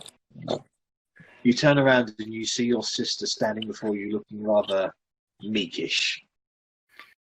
I just kind of slam into her, and I'm just like, I am so happy that you're still alive, and I really like your hair. Like, I still have like baggage right now. I guess I don't know. And I just say to you, like, I know we need to have this massive chat, and we need to discuss what went on. But we can leave that till when you're ready, and when I'm ready. I just wanted to let you know that I do still love you. I will always love you, and I am so happy that you're still here with me. Even though you're looking a hell of a lot older now than when we started off a few weeks ago, and I kind of just flick her hair a little bit, like reaching up, to flick the hair. And I just say, it does look really cool. Like, Bella did a fantastic job. After it grew back, anyway. She's talented and all, but like, I don't know. Earlier, you asked me like what I believe in. I can't hear you very well, George. Weeks ago, I would have said you because you're always there, but I mean, you left me. You chose to leave me behind, and I'm kind of like side-eye glaring at Loic and Korgrin as well because it's like they helped you, but They're snoozing away happily. I won't lie to you. Anytime that I can die that saves you, I will gladly step up and take that place. And I imagine you feel the same. Like, I hope and don't hope that you feel the same, because... Sorry, my cat is fucking attacking my headboard. Bella, stop! Damn it, Bella, stop raging. Like, she doesn't normally do that unless I'm sleeping, to, like, wake me up. But, yeah, sorry. Like, my poor headboard. What was I saying? I believe Just you ruined a were. moment. I believe you were just I'm not discussing. hoping I would. Oh, yeah. Verity would do the same Like, thing. I'd like to think that you would, but I hope that you never have to do the same thing for me. I don't want you to ever have to give your life for me. I want... It's lucky that I came back, I guess. If I'd known that you would have come back, I imagine I would have let you go through. But because I didn't know, because nobody knew, I couldn't just let you go. Like, you know that I teeter on the... I am on the barrier of the good and the bad. You saw what happened in Brine. You know what happened in Brine. I don't care. I don't know what would happen to me should you... You have the potential to live on after I'm gone.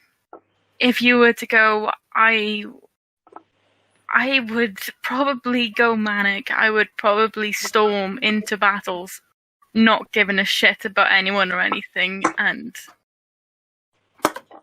you were the better choice to stay alive.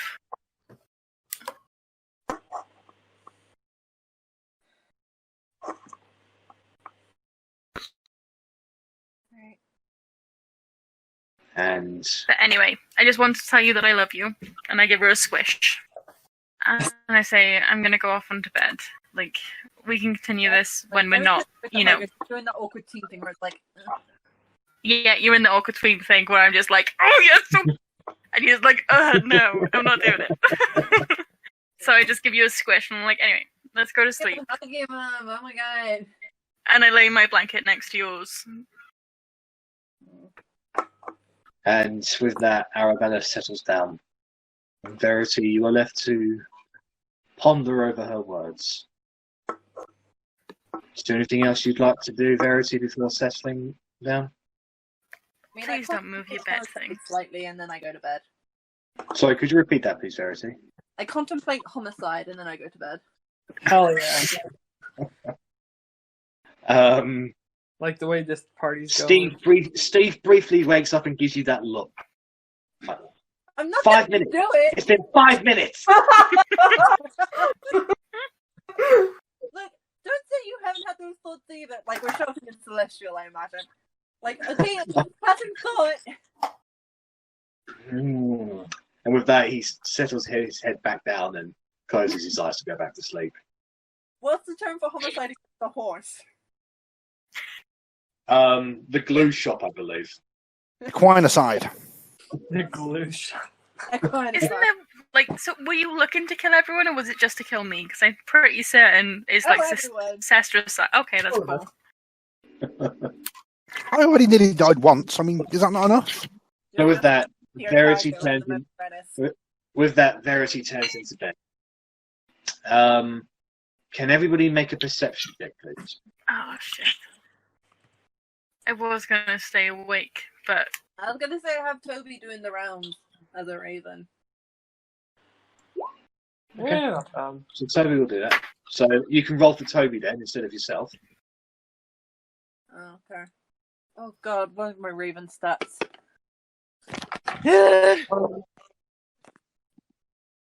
Raven stats. Raven stats. Where the fuck are you at? Oh. Otti is snoring like a cow. No, it's alright, because Otti rolls with advantage, so it was 11, because she's got a little shield. Yeah. That's right. I like to think with mine, I do actually kind of stay in like a half sleep sort of thing. Oh, it's so lucid. It's actually real. It's not dream state lucid. It's real world. What's going on? Verity, Rennas, Korgrin, and Arri. You all wake up in the early hours. You have completed your long rest at this point. You probably could have had maybe another hour of sleep just to feel more comfortable. But as you're waking up, you can hear the sound of snow crunching, like quicken. You look over, and you see Talion has his bow equipped, and he's staring out into a nearby snowstorm where you can't see the towers anymore. You can't see the horizon. It's just the particular area you're in is shielded thanks to the magic of the unicorns. But beyond maybe a 120-foot radius, there is apparently a snowstorm happening. And he's just staring out into that snowstorm, like hunched in a way, almost like bracing for something. I'm gonna like kick the person next to me, whoever's not awake. It's like, ugh, stuff. Well, Arrabella was the one next to you, so both of you woke up. I'm awake. Whoever's on the other side of me, then. Or am I Like- just taking the fire at this I'll point? go up to him. Would Approach. Bella's sling the alarm have got her up, or no? Not yet, because this is not a surprise. Okay. So I will go and kick the Can I people throw who a are rock still at the asleep top of the while my surprise? bow is drawn, which is why I'm kicking them. But Mom, I'm so tired. Let me sleep. And then I just kick her proper hard after the training she gave me yesterday. So you all come to consciousness, and you can now all see Talion staring out into that snowstorm. Stallion, what do your inconspicuous race eyes see? Nothing, but I can hear something. What do you hear? Footsteps Can I do a primeval awareness to detect fiends? And I believe it's 6 miles currently. Is this your favourite terrain? Arctic is one of them, yes. Then yes, you can sense fiends within 6 miles of yourself. And I let everybody know. Okay. Can she tell which direction? Are they coming from the city? I don't know whether my feats combine, He so... just basically gives the glancing motion with his hand, like, that way. Like, just gestures towards pretty much all of it. Wait here. I'm going to go check it out. Wait. What? I sent Toby with him. And I'm going to Toby... go behind and look through Toby. What is Toby at the moment? He's a raven. He's just going to be perched on his shoulder, seeing what he sees. So, I can't guarantee your raven's safety, as I'll be getting very close to the enemy, but they won't see me. That's okay. He'll just be perched on your head or your shoulder. Like, I would rather if he just fly beside me. I have a thing for birds. My apologies. Okay. I'm going to be looking through him. If he dies, it's okay. I have enough gold to bring back another one. Okay. So, with that, he starts running even into the snowdome. And Toby flies off beside him. Can I get a perception check from Toby, please, at disadvantage because of the thickness of the snowstorm? Okay.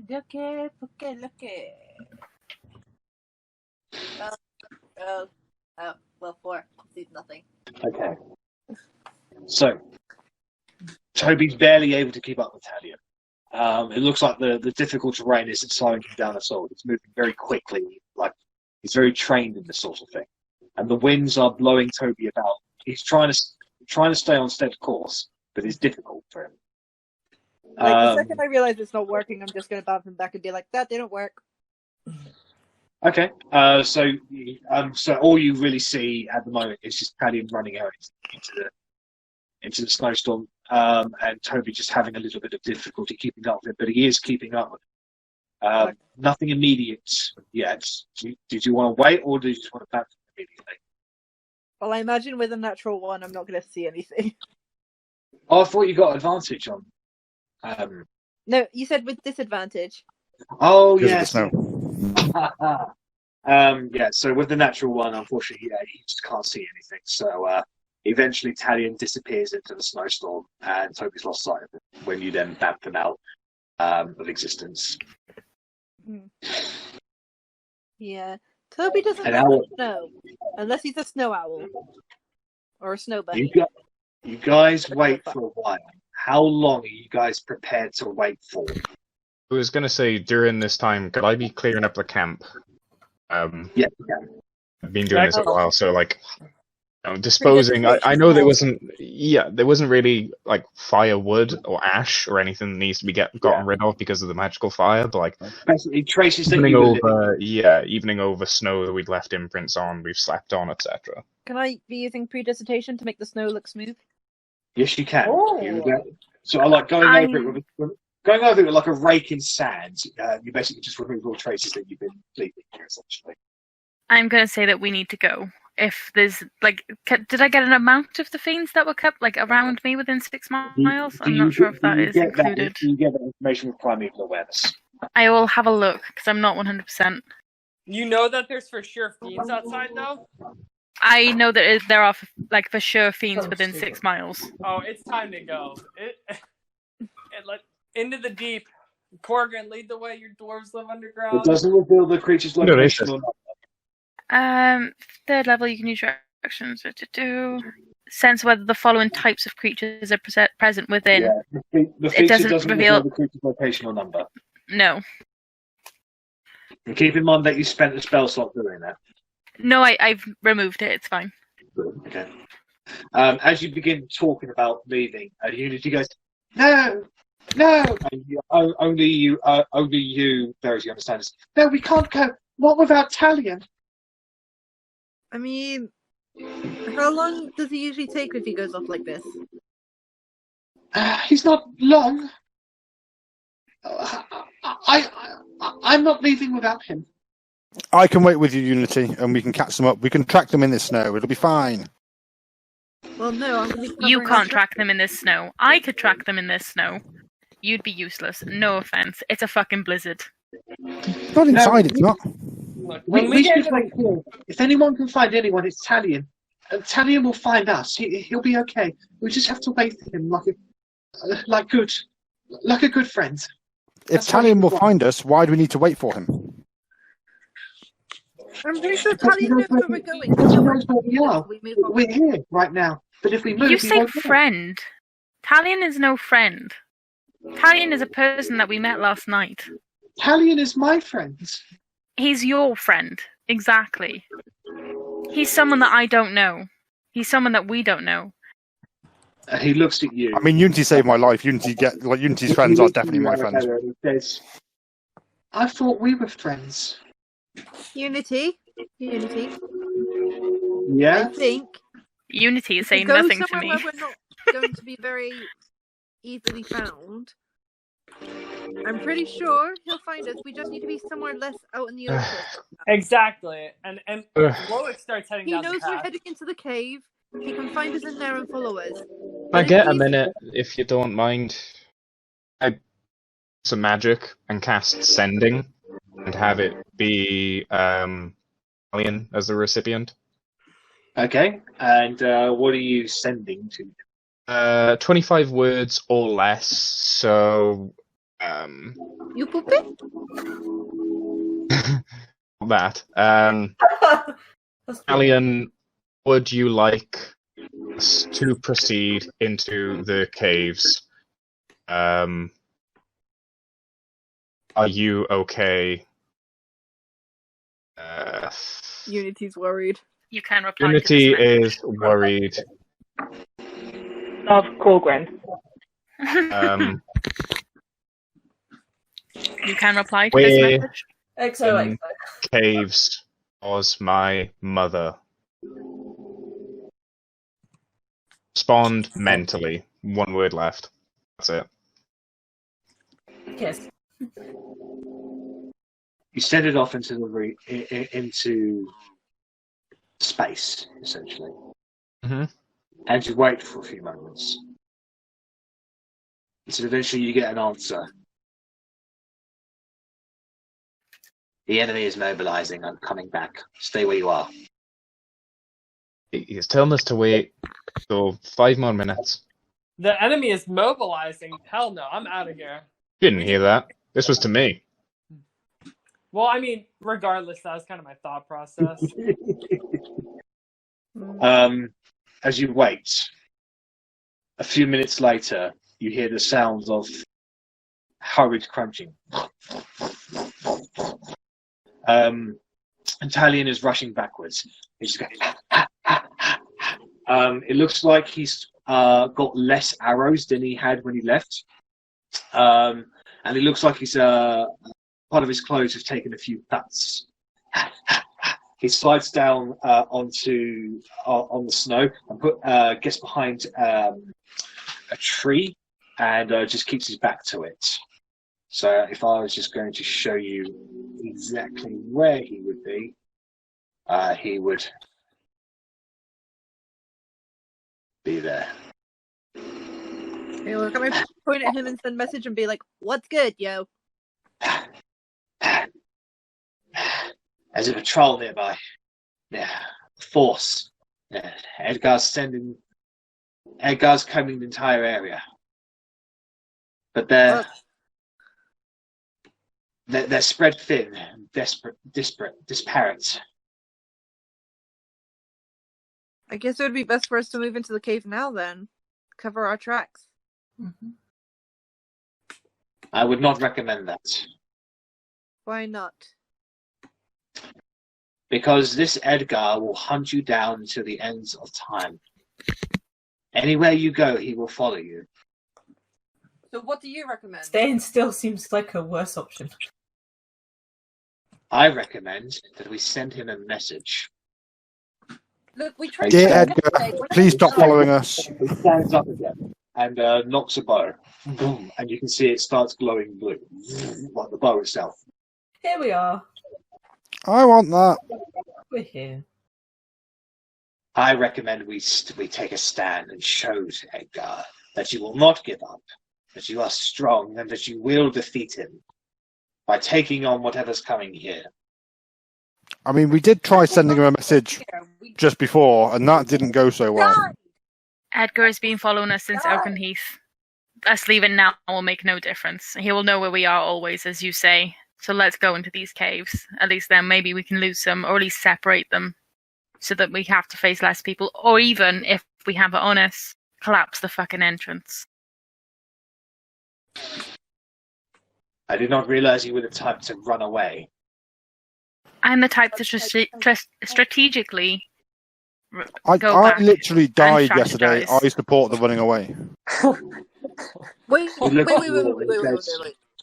He looks at you and he says, "So that's it. You suffer one little one little defeat, and what? You give up? You can't win?" I'm going to turn to him and I'm going to go, hush your gums, let the adults talk, and turn back to us. I don't think that's going to work well with him. I say to the rest of the party, what do you want to do? We are not running. We are not saying we will never fight him, but we are not strong enough to fight him now. But that was just proven. All right. It's not him that's coming. It's just a mere force. All right. I walk out of the cave entrance. What's going on? I thought we were going That does change things. What? Yeah, I knew it was a patrol. Are we As soon gonna as you listen to mentioned Are we gonna listen to the horsemen? Like, come on, it's time to go. Like, Hey, that is like offensive. I mean, if it's not Edgar, I quite want some revenge. I got wiped over the ground yesterday by Edgar like some bathroom grime. I'm not going to round 2. It's time to go into the caves. Loic, Edgar's not coming. there's a difference.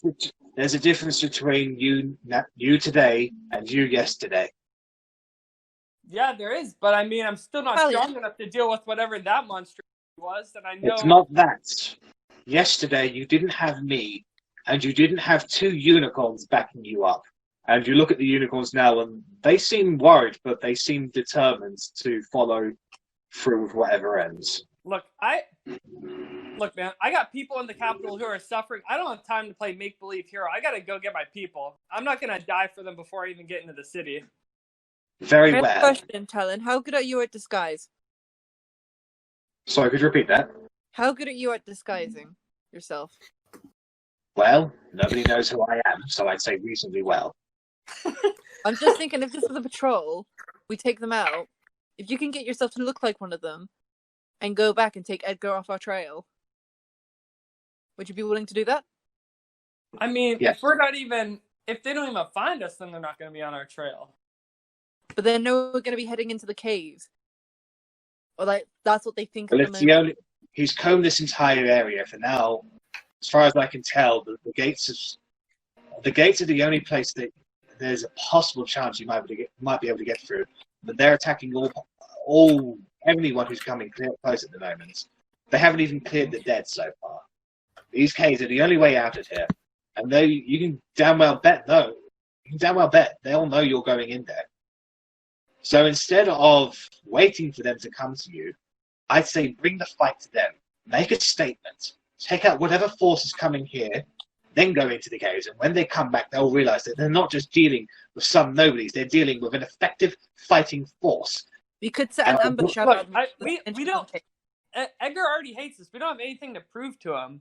We got to pick our battles strategically. This man holds an army on his hands, and you want us to pick his forces off one by one. We can't fight arm to arm with him. We have to go straight for the head, and I don't think this is He a starts battle. walking towards you, Loic, with his blue glowing bow in his hands. He knocks an arrow. He says, "Well, then run if you want." And he aims it towards the mist, the everlasting snowstorm, and pulls back on the string. I, for one, will not be going. Well, This good man luck is whenever called- you get turned into a horse chop. Loic, can you do us a favour? could you stand by the? If we suck at 3 rounds, we will come in with you. Can you stand towards the entrance and just, if we get stuck, can you help us? I don't know, 3 guys. rounds. That's all I'm asking. 3 rounds. If we suck in 3 rounds, we'll be legging it after you. What's a round? In about 18 seconds. Yeah, if we suck at about 18 seconds. If we then- can Give us 15 seconds then. going to shit, we'll be out of there. Listen, I thought the first fight was stupid enough. I got people inside the capital who are starving right now. The first fight was stupid. You were right, but this is not Edgar. This is his troops. We kick his troops' ass every day. How many are there? I'd like to turn to Loic and just very straightforwardly ask him, what are you going to do about it? What's one half-elf going to do about it? Yeah, exactly. That's why I want to get out of here before I get raised by the damn demons who are walking No, straight in the through. capital. This is your best chance helping your people.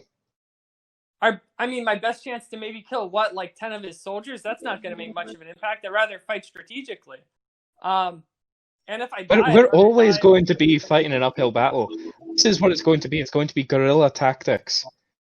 If you don't trust Talia, trust the soldier. We have the advantage in the terrain here. We can see them coming, but there's a massive snowstorm out there. They won't notice that one of their patrols has just fought and died. At least not for a time.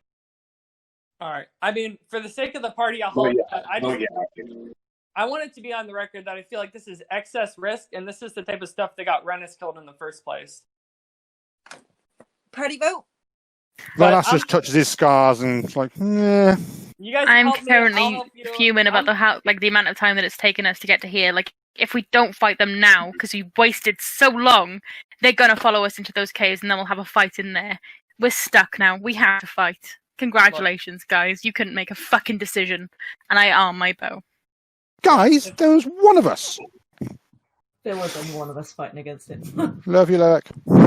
I'm chilling right by the entrance. By the entrance. I'm pretty certain you got way away from the cave entrance right now. Just saying. That's way away from the cave entrance, Loic. Like, The I cave think entrance is that here. one. I was going to say, can we all like try and hide ourselves around the cave entrance and we can ambush Yeah, them? so with this, Talion seems rather incensed with what Loic has said. He has drawn on his bow and he looses it. And the arrow disappears into the mist. He knocks another bow and fires another one. And he does this about 3 or 4 more times. Well, they didn't know we were here before. They do now. I'm just there, like, knocked with my bow. I am going out there. I'm going to head off the majority of them. You guys can deal with whatever stragglers, and then you can run away into the caves if you so choose. Look, man, we're just trying to be a bit more cautious for battles. We don't like dying. We don't like other people dying. I second that. I don't like dying. Very well. Expect that. But I will stand and fight. And he starts shouting out in Celestial towards Unity. It's Unity, keep them alive, keep them safe, and I'll be right back. Unity begins to protest, but Talion already starts legging it towards the mist. Can I go I instantly take his spot. I won't go with Talion because he's ran off way too quickly for me to see, but I will go to the front. A minute. Right goes into the cave deeper. Arri, your ears are listening for any kind of any kind of noise, and the first thing you hear is maybe a grunt, like it echoes in the wind, and then another one. And The redcoats are coming, the redcoats are coming, as I'm bouncing on my toes. At this point, according to your whispers, this is the part where you start firing arrows. Rennas, would you like to join her in that? Oh, most definitely. Okay. Does anybody else have any ranged abilities? Eldritch Blast. Slowing the alarm. I'm gonna wait Okay. till I see a huge clump of them, and then I'm gonna fireball into the middle of them, because why not? Okay. So, in terms of the easily wait. ranged stuff, Loic, Actually, no, I'm gonna Sacred Flame. Sacred Flame. Okay. So, Loic, Arri, Bella, Rennas, you all roll d20s for me, please. Just D20s. Yes, please. That is not good. Oh, go on, Loic. Okay. Just had to show So, me up. Bella, whistling the alarm, you get the feeling that just by chucking rocks, you're maybe not having any effect, but you are joining in, and you can't see what's happening, but maybe you're hitting something. I was having a great time. Arri, you're firing as much as you can into areas that you think there would be enemies, and on occasion you'll hear that may be that you may have hit something, perhaps. Rennas, you focus your eyes, you pick your minds, and then at a few moments, you're just timing your shots. Loic, you start just going, and they just go hurtling into this. And each time it hits something, it creates this very small flash of light that almost it creates a shadow in the snowstorm of various creatures. Some with wings, some with gargantuan arms. You know you're hitting them, and Rennas, you take those cube lights to start loosing arrows. You know you've hit something, and you guys just keep this up for a few minutes. Until eventually a volley is returned. More arrows, including spells as well. They start crashing into the ground around you. Those of you, so we're going to start using the map concurrently as to where you guys are at the moment. So Steve is going to be here, and Unity will be down here. So Bellatrix and Korgrin, and Arrabella, are you up that far by? I was going to ask, is that a snowdrift, but is that like a rock? Yeah. It's not really a rock. It's more like an indentation in the ground of snow. An indent on it. I thought it was here. Yeah, it's not really a rock. It is basically just snow, but it's like thicker snow, essentially. Then probably not. I will scoot myself back as well. I assume you can hide. I am Alright, where so- I am, and I am being on fire. I'll be in between. All right, so where those projectiles land, they land just before your feet. They're a little bit out of. They may have shot. They may have been shooting blindly, but their range can tell you that they're close enough that they're just getting towards you despite the snowstorm. You guys continue firing out your range stuff. Can I get another D20 for the range people, please? I'm gonna pick up them arrows that are by my feet. Oh, shit in hell. So I'm gonna pick up them arrows and I'm gonna run back a bit. I'm using my only good rolls now. I need to use them later. Yeah, so I'm gonna pick them up and I'm gonna be like do do do do do. I'm just flying up sideways. Oh. Okay. So, Arri, I mean, you're just firing the bows back to you. Bella, you just keep on throwing rocks. You don't know if you're having any effect, but you're just throwing them as much as possible. Loic, you keep up the blast of the Eldritch blast. And the flashes that illuminate, you get the feeling that now you're you can see humanoid bodies in the mist. Not in the mist, but in the snowstorm. Quite a few bodies, perhaps. You get the sense that maybe a few of them are falling down from the hits you're taking.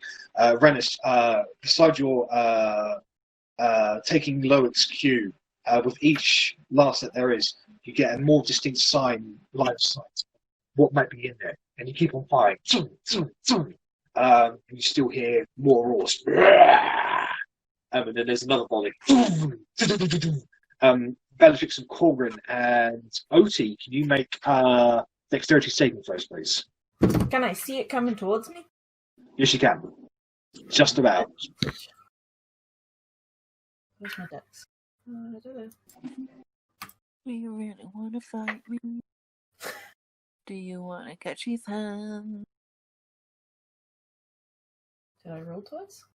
Okay, so Otti and Korgrin, using your heavier armor, you're able to deflect off some of the arrows that fall around you, and you're forced to back up about 10 feet.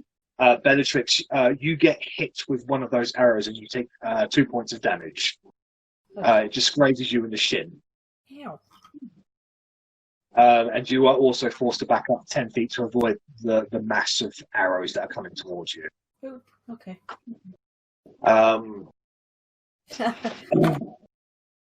You continue to fire, and the arrows and even spell blasts are being shot back at you.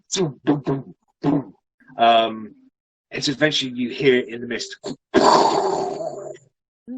and there's a pause from the firing on the enemy's side. You don't know what it was until Unity starts clamping his feet into the ground, and Verity, you hear him shout, "Talion! It's Talion!" And there's another in there, and you hear more cries of pain from large creatures. And at that point, the mist breaks, and you see bodies charging through. They go, "Oh!" They look to be like a barrage of those cultists that you had seen, like the ones with those black cloaks with their faces mostly hidden by the hoods. They're currently carrying heavy cudgels, and they're charging forward, maybe about a dozen of them or so. Verity, were you going to wait for Sacred Flame, right? She's... Yeah. Oh, never mind. All right, so at this point, can I get all the ranged people? Can I get another D20 from you? Those of you who are now going to attack the spells, can I get an actual spell attack? Seeing the cultists, could I now join in as well? Yes, of course. And me. That's a dex saving throw from you, so I don't really... All right. If that is the case, if you're just going to be using those effects, can you go ahead and roll a D20 as well, please? Sacred Flame, is that a dexterity saving throw as well? Was that something to attack with? Dex saving throw. What was it? So I need to save from Sacred Flame, is that right? Yes, that's right. All right, Verity, I'll redact that. Can you roll a D20 for us? Okay. Sorry, my bad.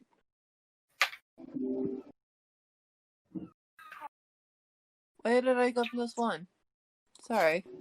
That's fine. That's fine. So we'll go with mine. Okay, so working all together, Loic, you're running out of juice at this point. You need to take a few seconds to just recharge yourself a little bit. But the rest of you follow up with more attacks. And the front row of the cultists are met with a barrage of arrows and spells from all of you, and they immediately blasted backwards into this. Ah! Some of them just fall down onto the ground. Ah! Couple more keep on charging onwards. However, they are struck with arrows in the back of their head, whether by friendly fire or something else, you don't know. There's a brief pause, and then there's another barrage of cultists coming through, going, "Ah!" But they momentarily pause, seeing all the bodies rattled. What do you guys want to do whilst they're briefly pausing in their charging towards you? Keep blasting. All right, D20 from everybody, please. Why am I so shit?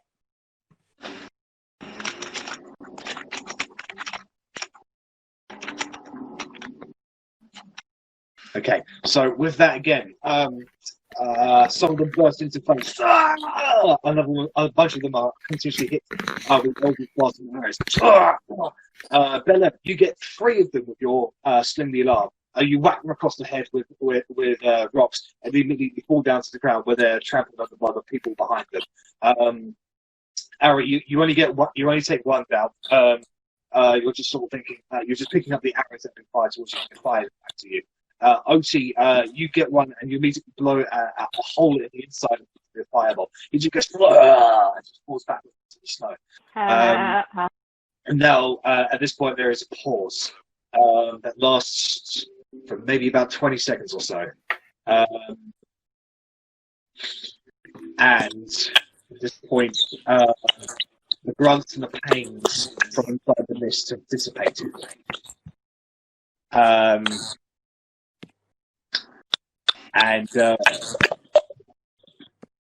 one person steps out from the mist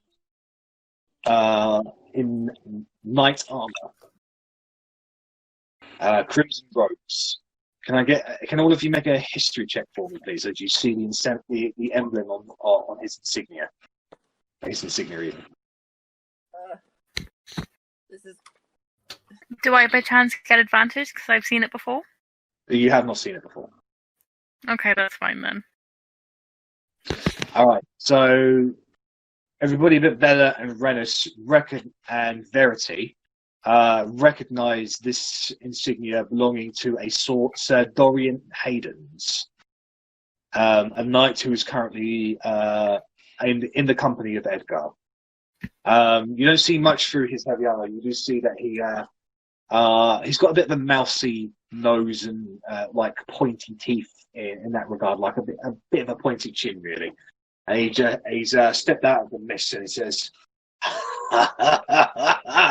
"So, I found you. My lord will reward me great indeed for my previous fuck-ups if I can get all of you together and alive." How will your lord reward you when you are dead? Fighters to the last. Good. You will erase the sins of my mistake to my lords. Prepare yourselves. And he vanishes back into the mist. So, prepare yourselves, and then he runs off. Put Hunter's mark on him while he was there? Yes, if you'd like to do that. You can. I would like to. You sense he's moved maybe about 10 feet beyond the mist itself.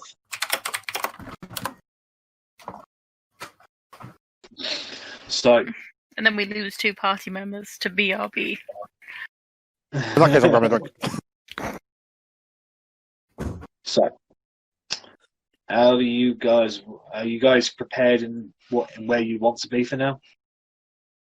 Yeah. Steve and Unity are backing you up, and Talion is out there somewhere doing whatever he's doing. Steve, I'm just take one step back there. So you might want to, watch your ass. Are they all out of view of this scene so far? Yeah. So what you see on the map is what you see at the moment, but I would recommend not going beyond there. Okay, I'll go forward a bit. I recommend not going beyond there. Actually, if I could I can snap to corner. Yeah. Be in this bush. So yeah, do you see that? You all see that line? Mm-hmm. I would recommend setting up on the other side of that line near the cave. There we go.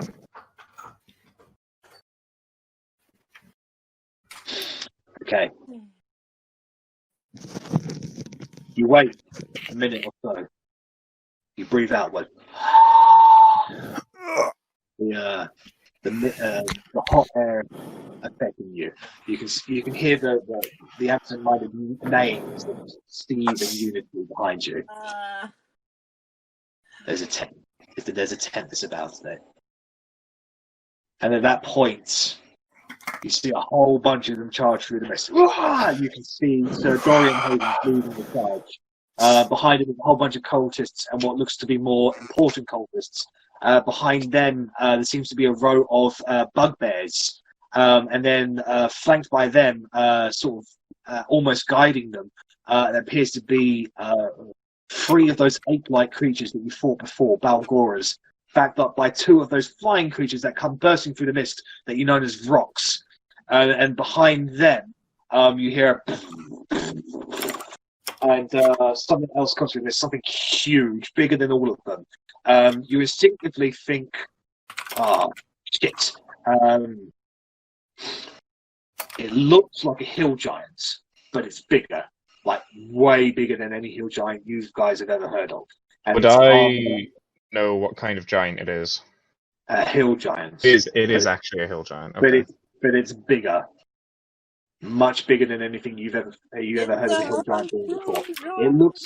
It looks mutilated and distorted in a way.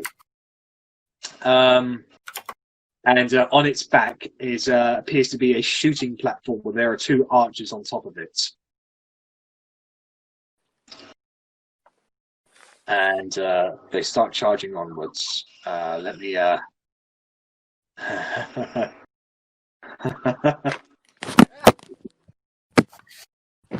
this is the moment. I'm just bringing it out. Get your mobs out. Why does everything hurt? Okay. Can I get initiative from everyone, please? I understand why you said to not go past where we were. Make sure you select your tokens, Loic. Select your Loic. It's me that normally does that, to be fair. No, it's 19.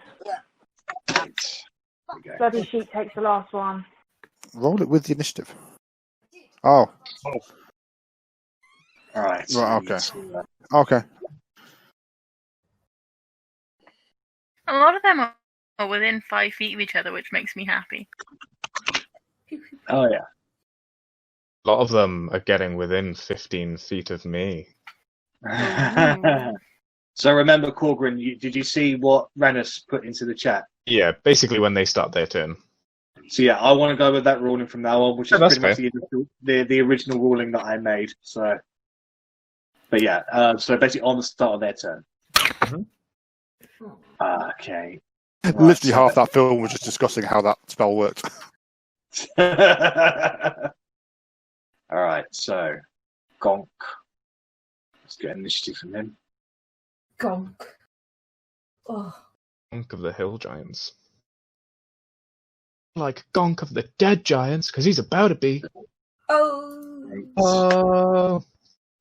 Yeah, there you go. Plus two. Cutting words, bitch. Some vicious mockery. Sorry, I have a lot of. There was a lot more, but you killed quite a lot of them actually. So. Good. And then plus two. That's 6. That's pleasant. My ghost. Let's turn that down. You actually took down a fourth. Balgora. So. Nice. Yeah. Oh, so you guys. According to my ruler, they are these two are within 5 feet of each other. So. No, because those ones are flying, so they're actually about 30 feet up. Okay, that's fine. About They're to be very 30 feet almost under. What are these things? Bugbear. Bugbears. So you've got Bugbears. special cultist, bugbear, cultist, something we don't know. What are Hill bugbears? giant. Bugbears are the things we won't- fought in the forest with the centaur. No, that's fine. I'm just so would I know if bugbears are fiends or not? No, They're they're not. goblinoids. No, I didn't think they were. But I'm pretty certain this bugger is, and I know this bugger is. And then there's obviously, the Balgors and the Vrox are things. and then there's No, a big they're old gone. hill giant. Yeah, that's a Could be giant. mutilated. Yeah. Could become a fiend. There. Well, you know Oh, where I'm going. Oh dear. Oh dear. I can get a fireball in there. When's your initiative, Verity? 11. Knights gets no bonuses to that. So Dorian gets 4. Shit, bitch.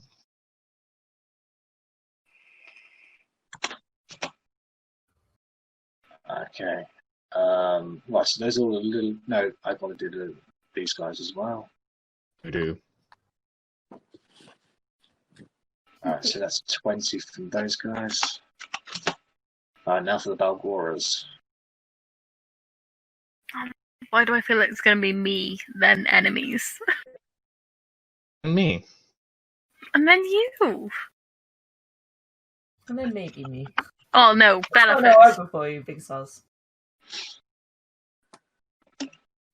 Oh yeah, by one. By one. By one. No, it's only the cultists that are going to get a go, but there is a lot of them. They're going to swarm forward. Oh, hang on, no, there's something else with that picture in the turn order. Thing is, though, I wonder what their dex is, because if their dex is higher than mine, I imagine it's Yeah, lower than yours. Mine's been 19 because. Right, I'll update that. Oh yeah. Oh. Oh shit! Yeah, no, I've got high initiative. You don't make it easy for yourself, do you, Jack? With No, I don't. But I do make it interesting for everyone. like most people would just be like, a swarm of goblins charges at you. They all share the same dex. They all share the same initiative. Take one slot on the initiative list, and that's it. Well, for some reason, the special cultists are not coming up in the turn order as picture. So Yeah, I saw the fake JPEG. Oh no, I've got the cultist as one. It's maybe if I did him, It's the fake one, Oh, there we the special one. That one. it's just Yeah. one of them fucking off or something. Wow. there we go. That is Right. Anyway, Balgora is going to get +2 to this. Ooh. I'm gonna get fucked by a Balgora again, and I'm not gonna be having a good time. And now for the rock. Wow. Have 2 unicorns. What is- oh, shit. Oh, Here's hoping I have higher dex than a fucking Velgora.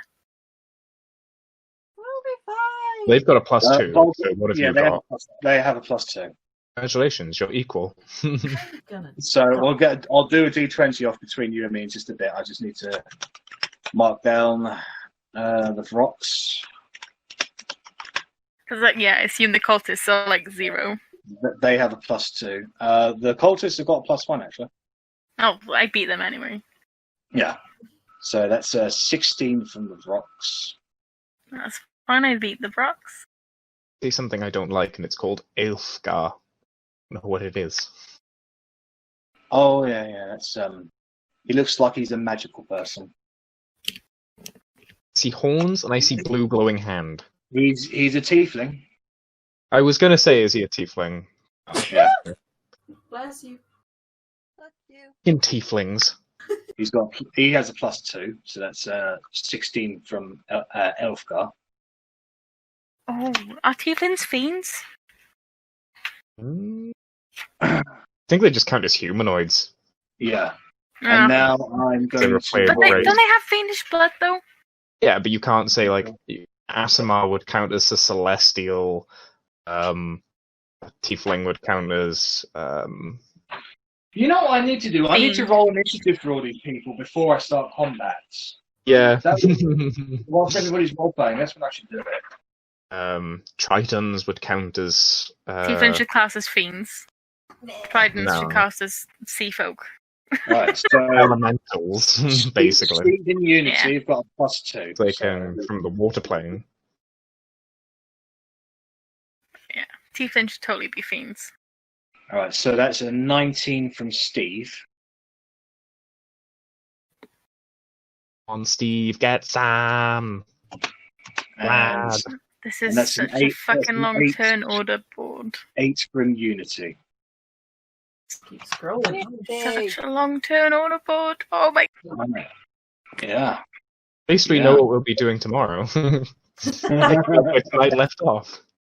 All right, so Arrabella, can I get a d20 from you, please? Oh, I rolled so well. Oh, I rolled Wow. better than you. So you go first. And I am gonna Um, move 25 feet this way. OT, what's your dex bonus? Sorry, I'm not. Well, I haven't started yet. I'm just seeing where 25 feet is. Jeez.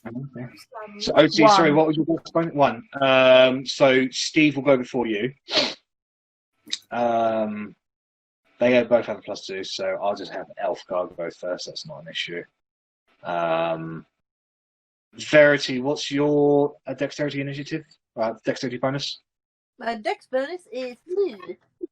Can I get d20 from you, please, as you're tying with the bugbears? The bugbears, yeah. They are 11. 15. You're going before the bugbears. Yeah, I'm gonna burn them. Loic, what's your dex bonus? I swear, Steve, I have changed. Loic, if you're talking, I can't hear you, mate. You are muted. If the bugbears laugh before you kill them. It's +3.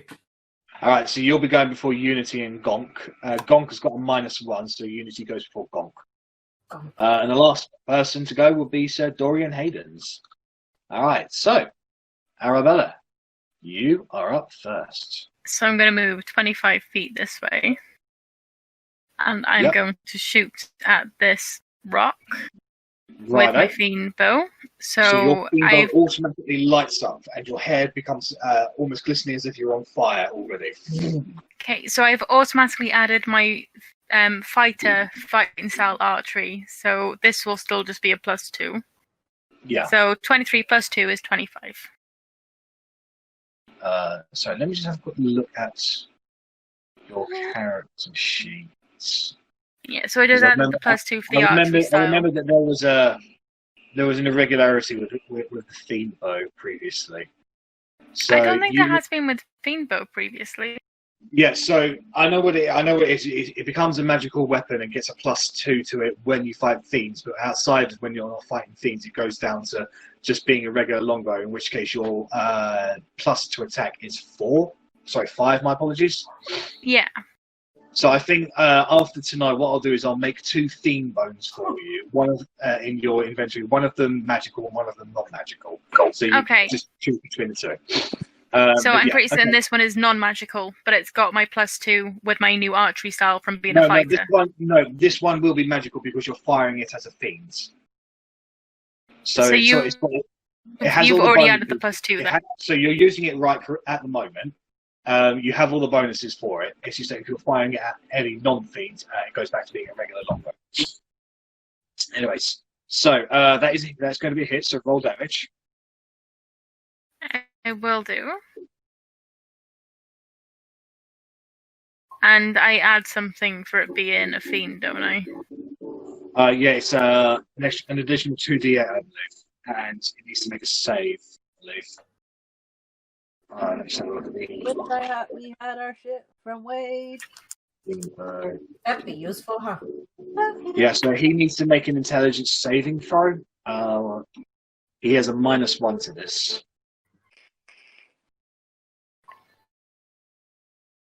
He makes a save, so he does not forget he doesn't forget how to fly for now. That's fine.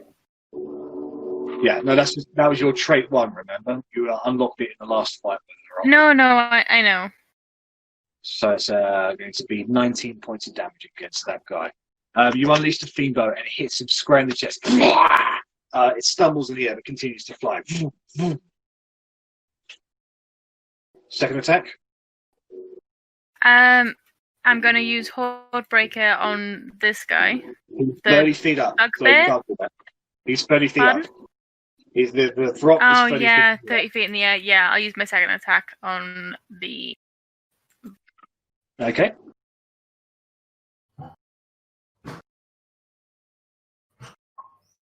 That is also a hit. Roll damage. So 5 plus an additional 2d8. I will add that now. Okay, so it's another 12 points of damage against this one. So you can tell those 2 strikes were quite devastating against it already. Where you hit it, you can see it's already starting to bleed. It's already started to bleed profusely as it stumbled in the air but continues flying towards you. Did it do the save throw, or does it not have to do it on the second attack? Oh, yes, it does have to make the saving throw. And it's saved, so it continues to fly. That's no problem. Okay. I'm just going to double check, because you said intelligence saving throw, and I'm pretty certain it's not, but I will have another check. It's a strength. No, that's for fiends on the ground. Basically, it's a flying. Oh, yeah, so fiends must play a DC. Oh, why don't they have to do 2? They're still fiends.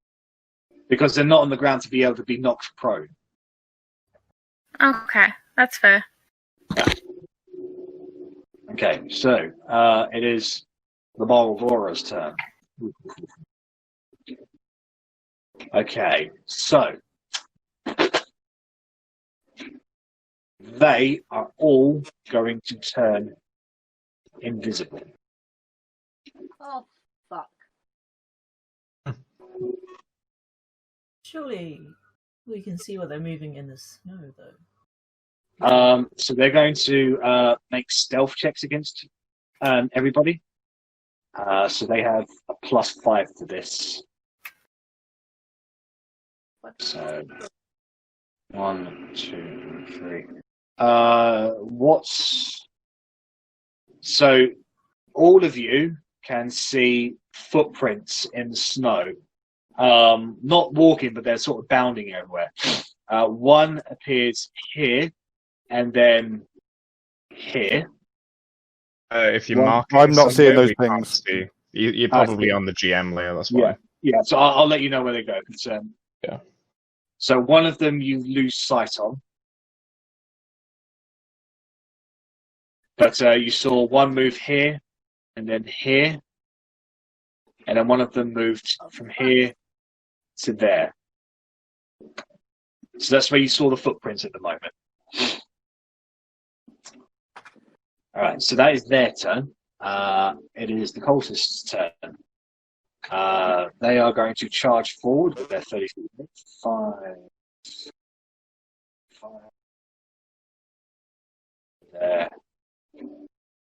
There. 5, 10, 15, 20, 25, 30. This guy's going to dash. Is that cultist not standing where the Balgor was? Well, that's what it seemed to be from where you pinged it. The one you just put by Bella. No, the Balgor is a little mark. You can't really see. No, he's not sharing the same space as him. Okay, fair enough. One guy's dashing to get to there. 5, 10, 15, 20, 25. That guy can get to you. 5, reaction 10, when we're done 15, 20, 25. Yeah, go ahead and make that attack roll on the one that's getting close to you. Cool. Bellatrix. I'm going to use the dice because I'll add 5 to that. So that will hit him, so he'll be halted there. Go ahead and roll damage against him. Oh, there we go. 1d10 plus.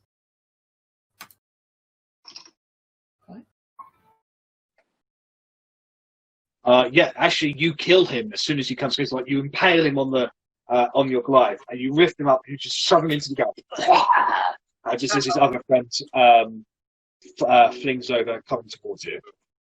5, 10, 15, 20, 25, 30. Yeah, this guy's coming straight to you. 5, 10, 15, 20, 25, 30, 35, 40. Yeah, that's what it's got.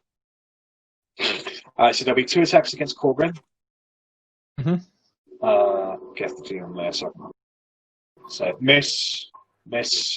1 attack against Arrabella. It's a miss. 1 attack against Otti. That's a miss. That's everything that they can do. Now it's their turn. So bear just a moment. Need to get their stats up.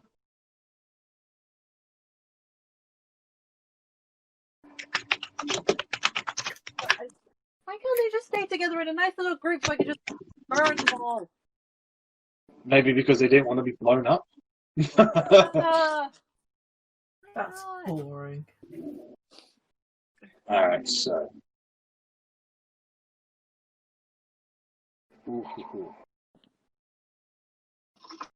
So, this guy's going to cast a spell. He is. Let me just check to see. He's within range of a counter spell, Verity, if he wants to do it.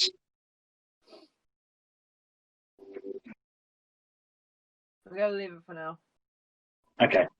So, right behind Korgrin, a giant sword, spectral sword appears. Oh, do it by fuck now. Oh, yeah.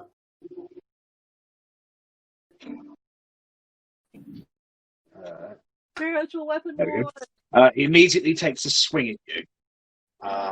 Has a plus. And that's a hit.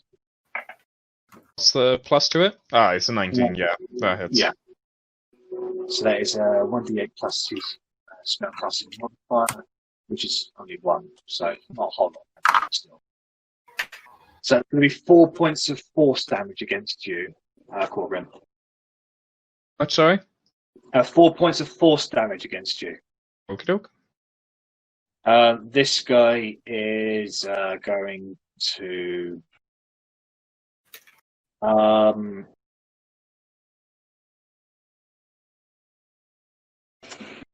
Can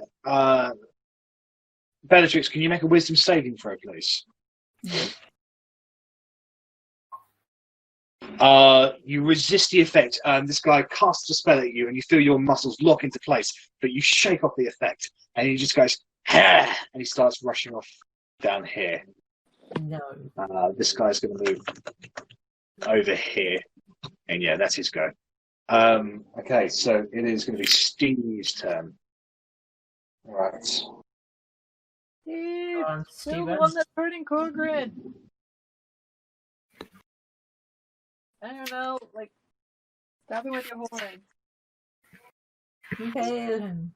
Alright, so Steve is going to rush over here, and he's going to attack that cultist with his who's +7. He has a +7 to this. So that's a hit. That is 2d6 plus 4.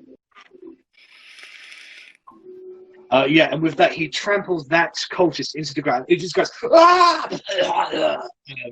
And with that, so that guy is immediately killed, and then his reach on his paw 5 feet. So he can move more, actually. He's going to move there, and then he's going to horn that fella there. He's a +5 to that, +7 to that, so it's 14. That will hit him. So the horn does 1d8 plus 4. That's just enough to actually skewer the guy through the middle. Steve lifts him up and then throws him down onto the ground. The guy ceases to move. That is Steve's turn. At the end of Steve's turn, Unity is going to do a legendary action.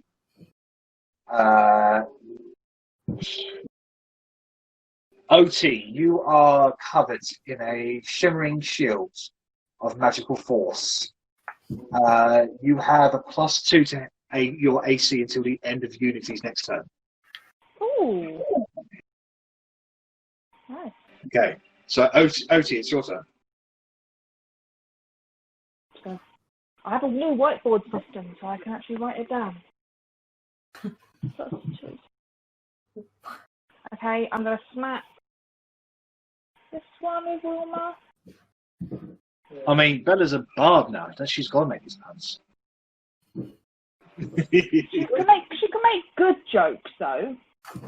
They are good jokes. I thought you were my friend. Looks like you just got unit horns. No. Okay, so that is a hit. Go ahead and roll damage. With one tremendous smack, boom, the car goes flying into the tree. It goes smack first into the trunk and sort of scrapes down it, leaving a trail of blood where his face was. Okay, I'm going to hit this one with Wilma as well. Okay. That is also a hit. Roll damage.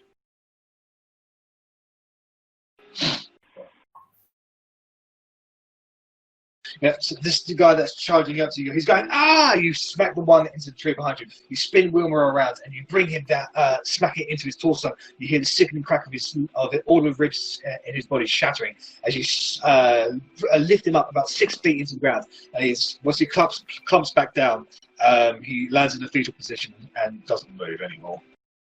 Okay, and I am going to move here. Okay. Right. At the end of your turn, Otti, Steve is going to take a legendary action. Korgrin, your AC has gone up by 2 as a shimmering magical field appears around you. Yeah. Nice. Okay. So, that's yes, that's what he's done. So Bellatrix, it's your turn. Okay, I'm gonna. What am I gonna do that? How far is he? Oh, he's just in range. I'm gonna sling the alarm at the dude who tried to cast. Okay, go ahead and make an attack roll, please. I'm gonna bonus action rage first. Righto. So you can no longer cast spells. Yeah. So 20 plus 6. Oh, that sucks. Plus, that's a D10 Oh, you roll. D10. Oh, I forgot. It's like, that's weird. Let's go. 11 on that guy. Unfortunately, that's a miss. He sees the rock coming. He just ducks his head underneath it. Boom! I'm gonna try again. So you reload again and you just try again. Boom! This one hits him. Roll damage. Oh, it should be plus 7. Oh, whatever. I took care. 1d4 plus CX. So 9 points less. You strike. The rock strikes this guy across the face, and you see blood spatter out from his face. He just goes, ah! He's still standing, but that definitely hurts him. Dude, there's blood in my hair now. I'm sorry. He's nowhere near you. So. Oh yeah, he's real far away. If it spreads that.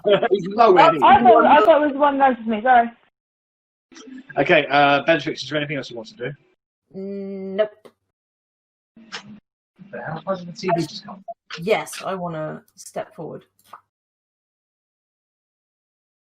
All right then, Korgrin, it's your turn. Your boy summoning his guardians. So 2 of your ancestors immediately appear by your side, with their shields, their heavy shields and their war hammers clamped next to each other, and they start flanking you and start spinning on the spot. Mm-hmm. It's 15 feet, isn't it? 15-foot radius, yeah. Okay. I always say this so people can see each other's names, and yet it doesn't carry over for some reason. Like I can't see Rennas, Loic, Verity. Oh, in fact, I can't see Otti's name. I can see everyone else's name. Mm-hmm. Oh yeah, I can't see Otis. Yeah, it changes for some reason. I do. Yeah, stream you can see everyone. I do save it, but it doesn't. Anyway, so that comes out. So you've cast that spell. And I would like to take a swing at the cultist. The cultist in front of you. Go ahead and make an attack roll, please. That is a hit. Roll damage. Benissimo.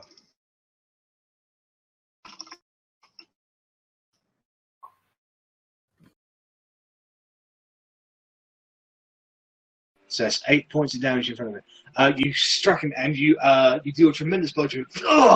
He falls down onto one knee, clutching the wound that you just gave him. He's still up, but barely. That's my go. Okay. It is Halfgar's turn. Oh, no, sorry, I'm a piece of shit. Redact that. Spirit Guardians is an action. Never mind. Okay. Bonus. There you go. No worries, I'll redact that. So in your mind, you hit him really hard. It's like, yeah, that's what I'm going to do next turn. Alright, it is Halfgar's turn. Alright. Let's have a look, see here. 60.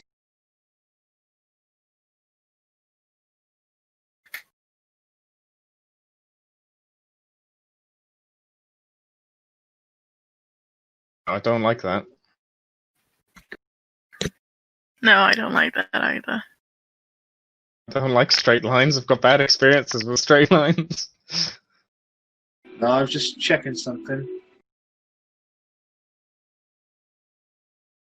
Alright, so... Okay, Korgrin, Arrabella, Bellatrix, Otti, and Rennas. Can you guys make... what is it?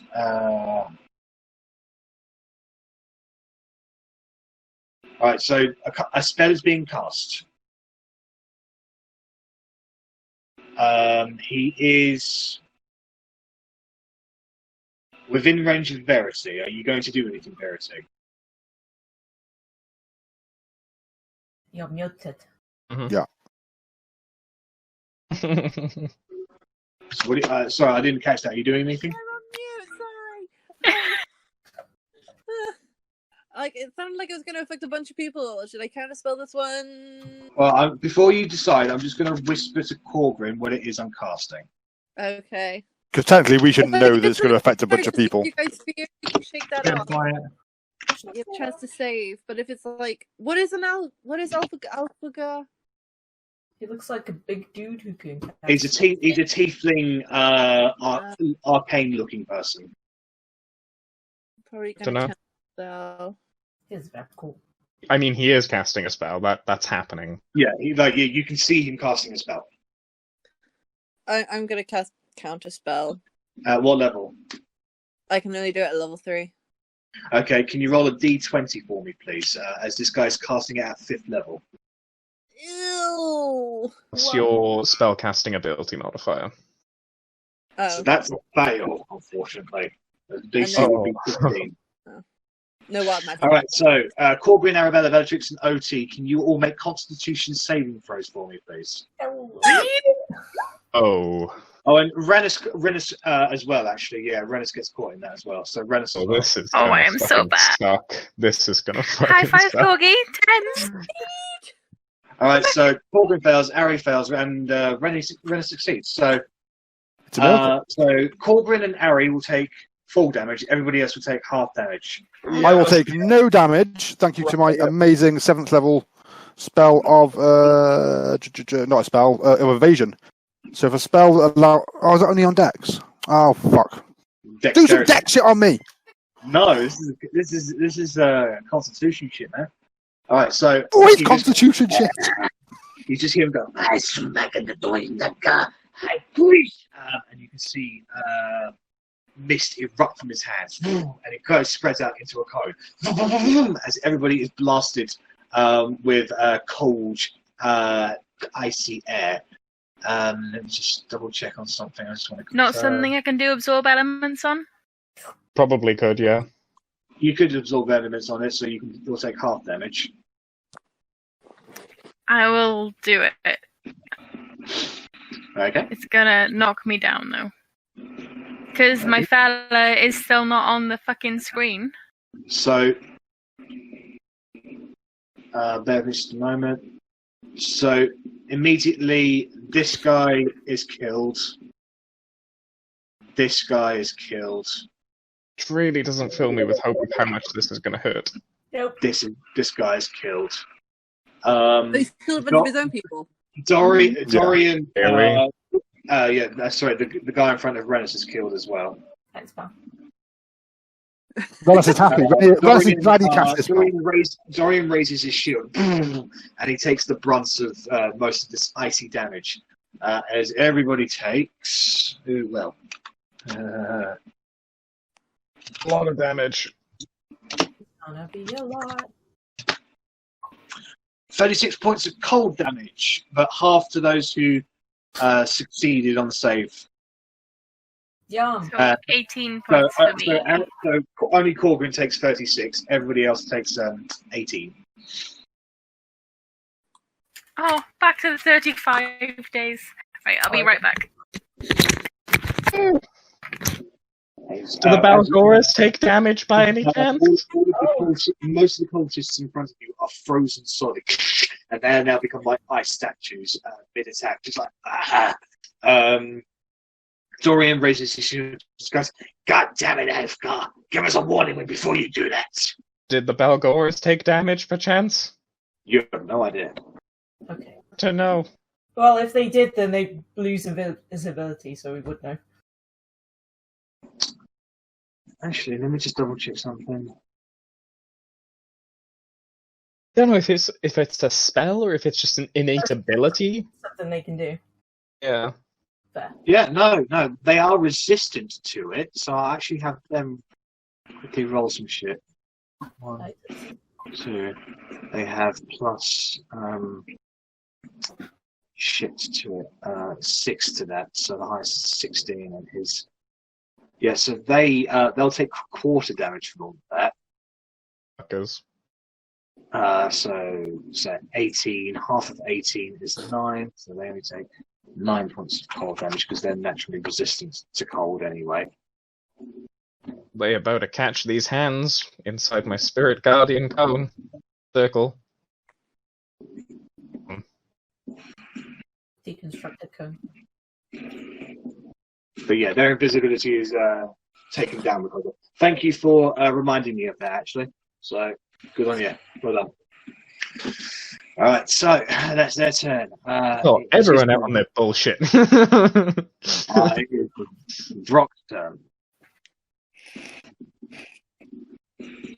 All right, I'm just having a quick look at what they're going to do. 15 feet radius. Okay, so this guy's going to fly down. All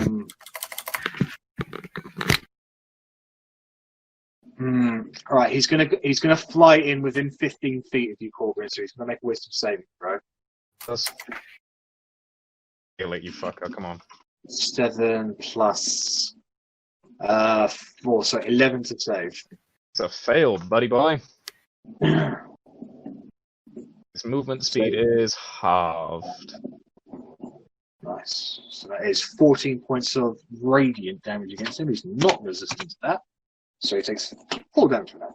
And as he starts getting spliced up by these spirit guardians, he goes, ah! He shakes his talons a little bit. You can see some holes opening up in his long neck, and spores come bursting out.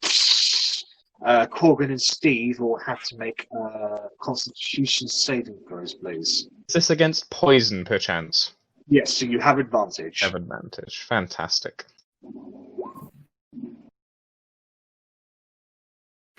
So that is a save, and then Steve gets.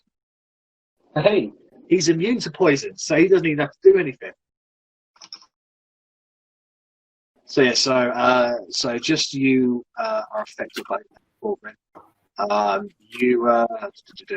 You resist the poison effect. So yeah, nothing. So nothing happens because of that. Okay? This guy is flying over here, flies down. So he has moved 60 feet. No, this is full 60 feet down. So he's still 10 feet above.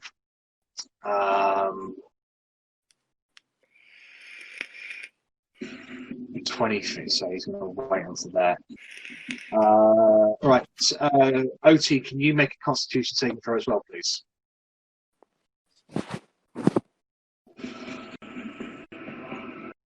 You fail. Spores burst out of this guy. You take, unfortunately, take a breath of it, and you immediately overcome the poison sensation. So I'll just give you a rundown. So, you take 1d10 poison damage at the start of each of your turn. Then you can repeat the saving throw at the end of your turn. Okay, so that is there. Go, Rennas, you're up. Okie doke. Rennas is going to take a shot at this Balrog right next to him. Right, Balgora. Sorry. Shot there. Terrified if it was an actual not be a Balrog, fuck yeah. That is a hit. Well done. So 9 plus 12, so it's 21 points of damage. Still two fucking ones in that. Okay. So you hit him in the back, and you hit it in a very sensitive spot. He just goes, starts like banging his feet on down. He did not like that at all. And I'm then going to run down to here and hide. Go and make a stealth roll. Okay, I believe you've hidden everyone's passive. That will make me happy. That does beat everyone's passive, so you were successfully hidden from everyone. Okay, it's your turn. Verity, you're up. Did anybody want to fly? just asking, did Not anyone with the 60 specifically. feet movement? Different. No. No? Okay, I'll hold on to that one for now then. I don't know what to do. Kill him. Yeah, ideally, but I have a Well, do horrible it. feeling. Oh, I'm gonna cast. Wait, what's What are you doing? It's not catching anyone. Oh, fuck off. Okay, windows. Do you have to be mindful of saying what you cast, or can you just cast it? I'm going to cast Fireball about here. So, like, just out of reach of Korgrin, but should get Gort, this guy, this guy, this guy, and this guy. And Oh, you're thinking exactly about what I'm gonna do. They're gonna get the double fireball special. yeah. Well, then, if you just have Spell Sniper with a counterspell on me, he won't be able to counterspell yours. So that's great. I mean, I could always counterspell his counterspell unless he's gonna counterspell my Well, no, counterspell, you're too far counterspell, and to- your counterspell. Oh, we're You gonna get too lost far in the to come trap of to his counter spells. counterspell? Well, I can tell you now. Okay, He Magic does the not- Gathering. I can tell you now. He does not have range on counterspell. Okay, then I'm gonna Fireball that. Like, just out of reach of Korgrin, but should get, like... All right. So, Gonk saving throws. So that's a natural one from Gonk. Oh yes.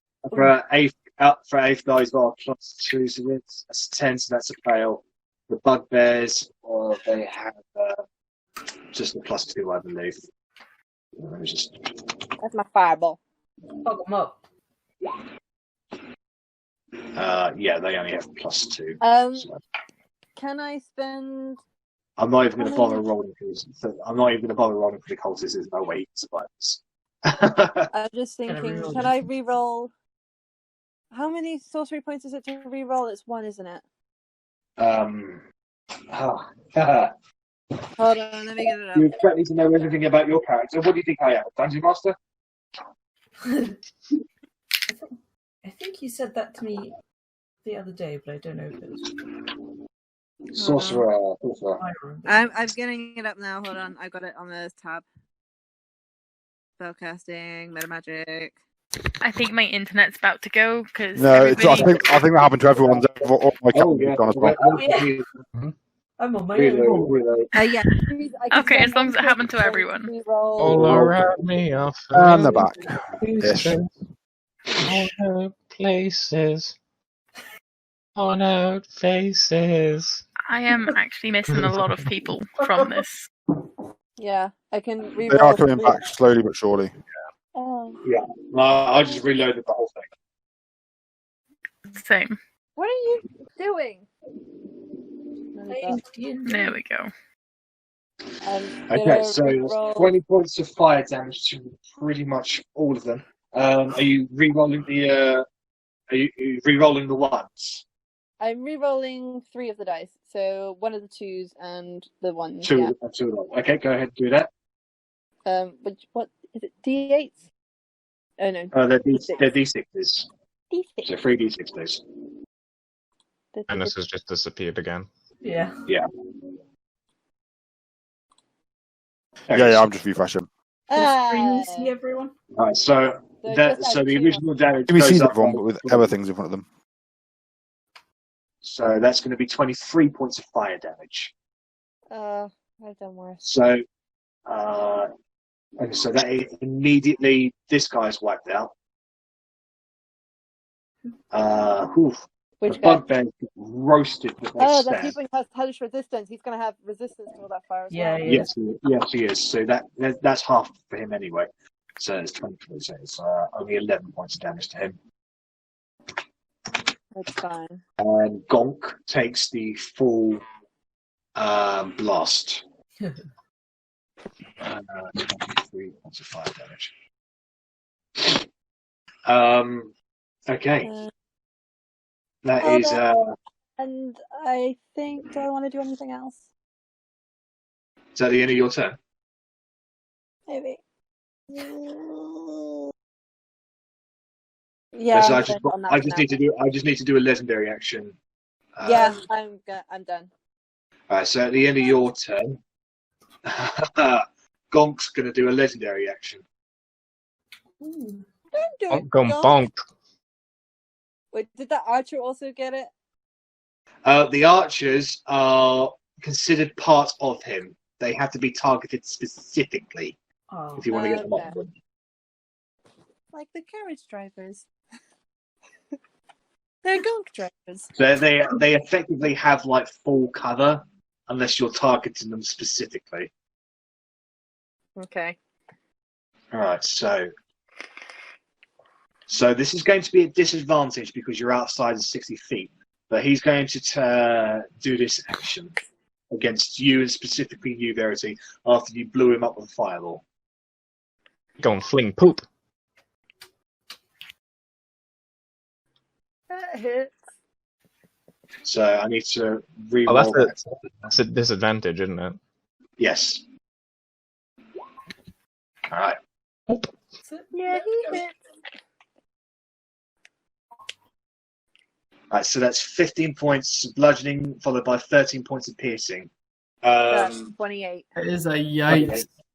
So as you fire the fireball, Gorg just goes, "Roar!" And he just like points at you so his archers know to where to point. He on his back at the moment. He's currently got a large satchel that basically just disperses rocks for him. He takes one of those, immediately lobs one at you, followed by the archers firing. You see a rock coming towards you. You immediately get hit I went with from 2 arrows. 3 HP to 15. You immediately get hit with 2 arrows first, and as you immediately duck to the side, but your hot lower body is crushed by the rock, and you immediately fall to the ground. You get back to your feet, but you took a lot of damage from that.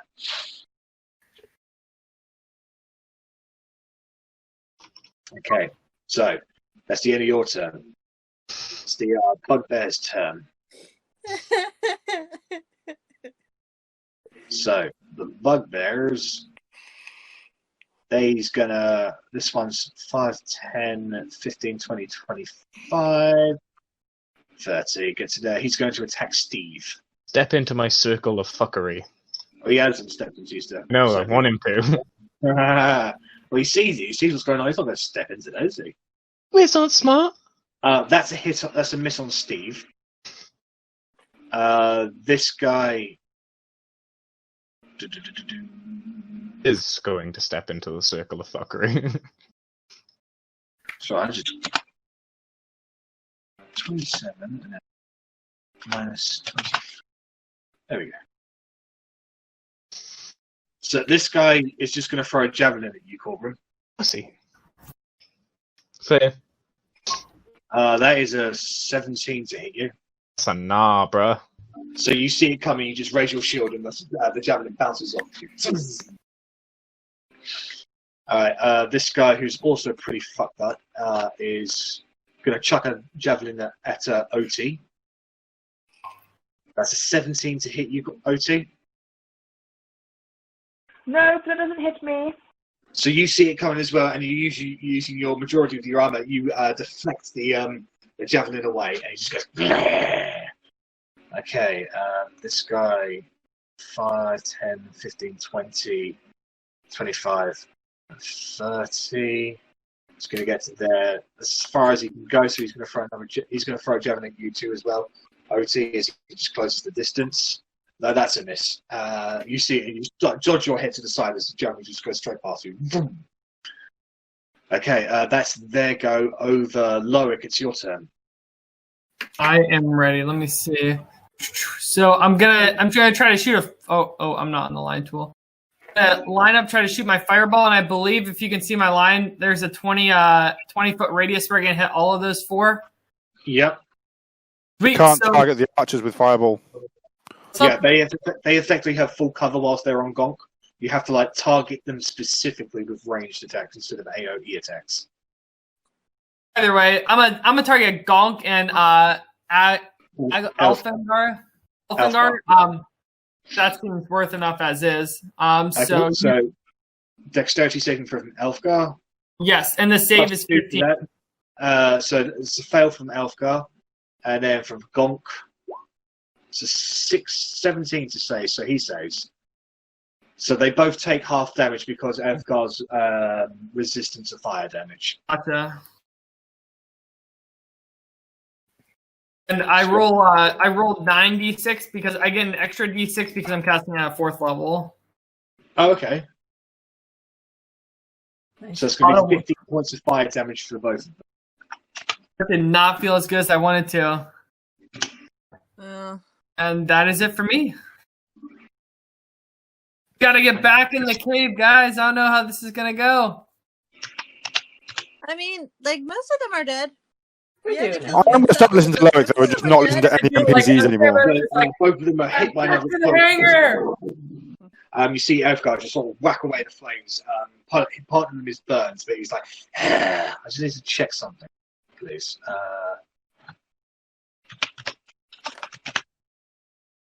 I mean, guys, we killed the dragons. We can do this.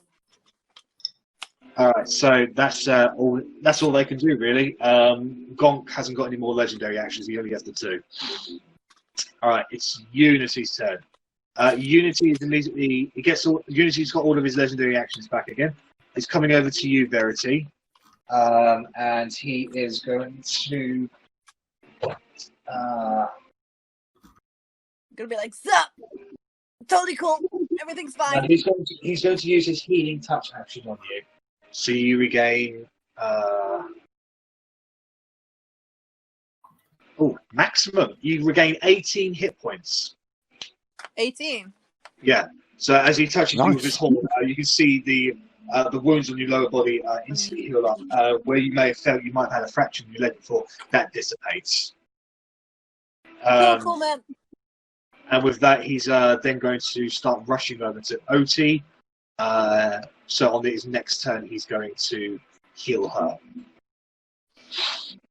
All right, Otti, your AC is now gone back down to normal. Yeah, I grabbed it off the whiteboard. All right, so it's Gonk's turn. Oh, right. So this hill giant looks disproportionately big. Like now that you get a good look at him, it looks like he's been mutated and tortured in some way, causing him to grow beyond what his body can actually handle. It looks like his own body is kind of collapsing over its own power, and you don't know what's forcing him to move forward, but it can't be holy. Actually, the very sight of him actually disgusts you, Korgrin. It's an affront to nature, wherever he is. Oh. So, he is going to head this way. He does not have a whole lot of movement, so he is just going to detach one of his rocks and throw it at you, Korgrin, because you're lighting up with your Spirit Guardians at the moment. Natural 1. When the Spirit Guardian sees it coming, and they form a shield wall, and the rock smashes on them. And he just goes, "Ugh." Alright, so that's Gonk's turn, but his legendary actions are back now. about as successful as you are attractive. Unity is going to use one of his legendary actions to make a hoof attack against the Balgora. It's got +7 to this. That's a hit for 2d6 plus 4. So that is 15 points of damage against the Balgora. The Balgora gets struck, and that definitely hurts him. Definitely hurt from that. He's that Balgora next to Bellatrix is looking quite rough now. Okay, so it's the archer's turn. They're all going to make shots. They're going to take shots at Arrabella. Shots. So they make 2 attacks. So Arabella's going to get 4 shots. So 1, 2, 3, 4. They have +4 to that.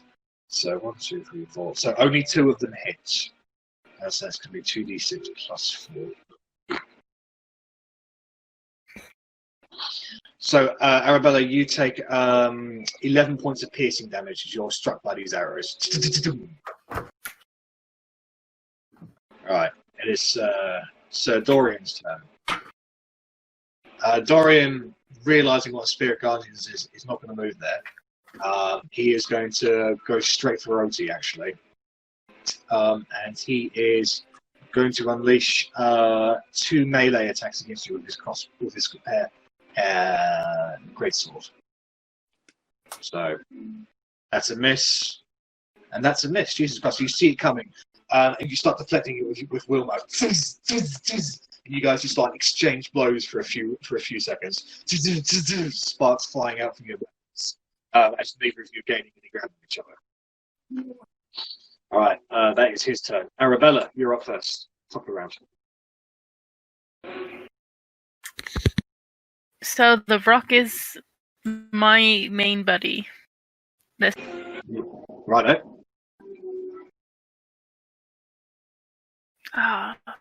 All these turns starting soon. But then I'm saying that, and then this guy is right there, and he's got my hunter's mark. But then I get 2d8 Well, if I go against the him. cultists have actually been eliminated, so I'll just take them off. So. Oh no! This boy with my hunter's mark. Yeah, I just Okay, I'm gonna bonus action move my hunter's mark onto my rock. Okay. So that's your bonus action. So he is now my big boy. And I'm gonna Yeah. fiend bow against that guy, and then plus that's a 2. hit. So I'm gonna do that one. It was 2d8, wasn't it? I'm not losing my mind. It's 2 additional d8, yeah. So. And then 1d6. And then a Constitution saving, an Intelligence saving throw rather. And He's he a has to be -1 for this. 13. No, so he forgets how to fly, and he comes crashing down to the ground. He's on the floor. And he says he's only 10 feet up. He only takes a point of damage as he falls down to the ground. That's fine. Plus my 18, that is enough. So that is 19. 2, 3. I thought he was 20 30 feet in the air anyway, or did he go lower? No, he flew down to do his sport. So that's let's count that. 18. That's 5. 19. 1, 2, another 23 points of damage against him. And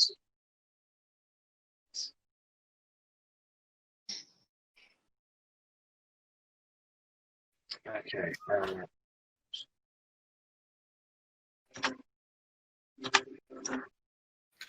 I hate this keyboard. There we go. Okay, can you roll a d4 for me, please? Of course. So he's forgotten how to fly for 4 rounds. So he is stuck on the ground. And he needs to make a wisdom saving throw because he's now entered Korgrin's area. Wouldn't that be when he starts his round? Oh, yeah, I guess so, yeah. Okay, so then Can't say more consistent. I will use my second attack on that rock as well, and... Oh, no, I won't. I'll go against this ape thing for my second attack. Is he still a fiend? Oh, yeah, he's a fiend. Okay, so we're going to do that, and then we're going to plus 2. So Yep, 23. So that hits him. And then 9, and then 2d8. Yeah. 14 points of damage against him. You need to do the strength saving throw or knock prone. Yes, he does. So he had no pluses to strength saving throws, it's just a +4.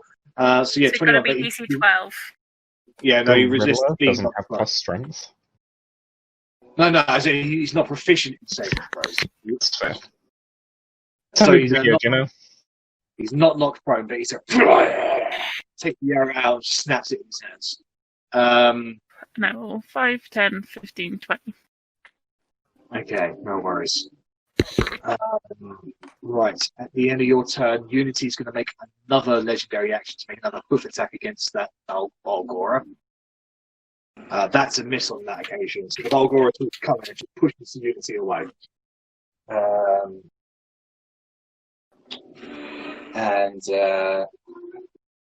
Steve still has a legendary action, so he'll use another legendary action to attack the frog.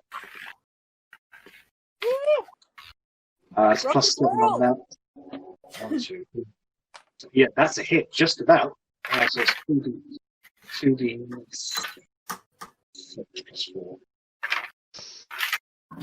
So that's 9 points of damage on that drop from the hoods from Steve. Okay, right. So Steve's out of legendary action now, and Unity only has 1 left. All right, now it's the Volgora's turn. So this guy is going to immediately start off with a wisdom saving throw. There he is. So only half damage on him. So that's 7 points of radiant damage against him.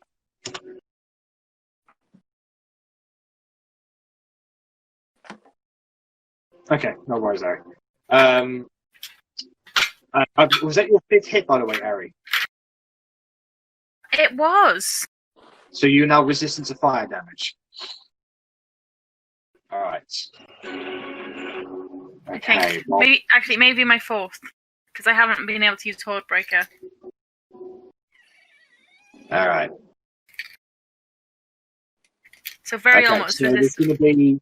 there is going to be 3 attacks on Korgrin. 2 bite and 2 fists. They've got plus 7 to this. Oh. Miss. 20 to hit. 21, but no, because I still have Shield of Faith from Steve. Oh, yes, you 23. do. Natural 20. Ooh. So that was going to be his fists. Voice probably going down. So it's 1d10 plus 4.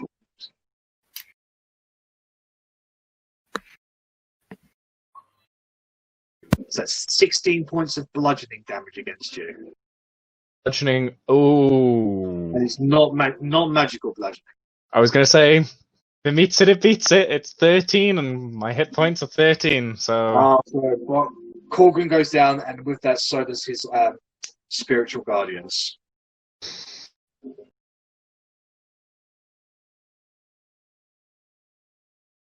All right, so that is his turn. All right, 3 attacks against you, Bellatrix. 1, 2, 3, 6. It's 15 to hit. Yes. Right, that's 1 hit. That's definitely a miss, and that's 2 as a hit. So the bite and a punch against you. Yep. 2d6. So I'll do the fist first. So you get fisted. So 7 points of bludgeoning damage from the fist. And was it? Oh, I already forgot. Wait, 7 points total, yeah? Yes, that's right. Half to 3 because you're raging, and then plus 4, so 15. Half to 7 points of piercing damage against you. Okay. Cool. All right.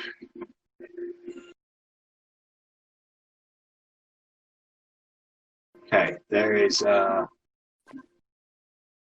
first attack is going to be an advantage against Arrabella because of his invisibility.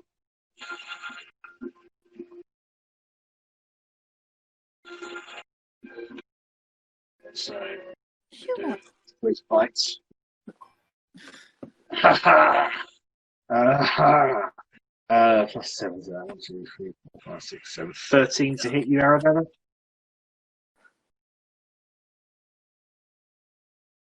Arri, can you hear me? Arri is muted. Armor class is 14. So that's a miss. So you just see this creature stepping into the snow beside you, and you immediately jump to the side just as these huge fangs come out of nowhere, clamp into the area you were just there just a few moments before. It follows up with 2 fists against you. That's a hit, and that's a natural 1. So I'll just do the 1d10 plus 4. Forget wrong dice. There we go. So 3, 1, 2. So 7 points of bludgeoning damage against you. As the other fist comes down, you immediately dive underneath its legs, causing it to overextend itself, trying to get you, and it ends up falling prone. Okay, so that is their go. Right. Cult Fanatics turn. Right, so the spiritual weapon will continue an attack against Steve. So Surprising. that's a miss against Steve. This person is going to move down here. And Otti, can you make a wisdom saving throw, please?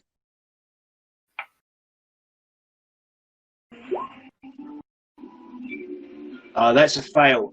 You feel yourself locked into place as you are under the effects of hold person. Well, shit. All right. So that's a concentration for him, but you are paralyzed. At the end of your turn, you can repeat the saving throw. Okay, so that's this guy. Where is he? Where's the other? There he's up. Yeah, so he's going to come this way. He is going to, seeing the situation evolve around him.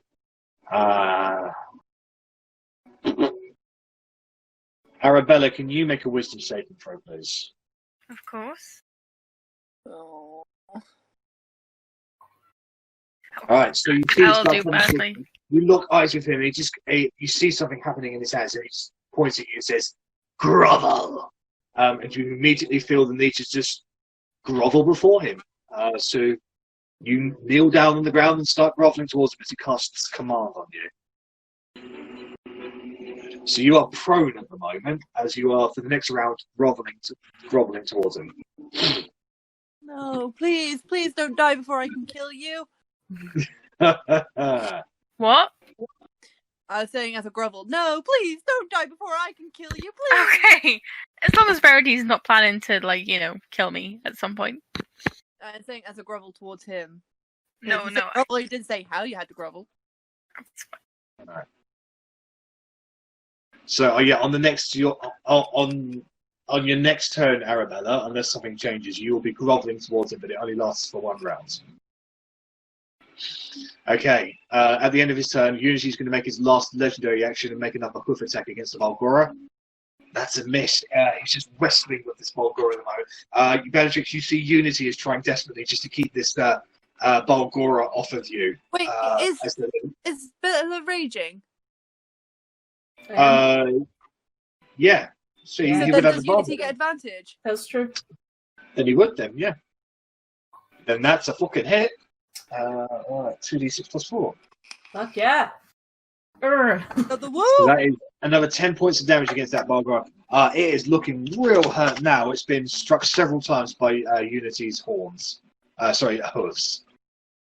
Okay. Alright, now it is Steve's turn. He gets his legendary actions back. Steve is looking a little... Oof.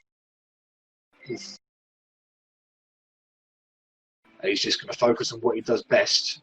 He is going to take the opportunity attack from the bugbear. That's a miss.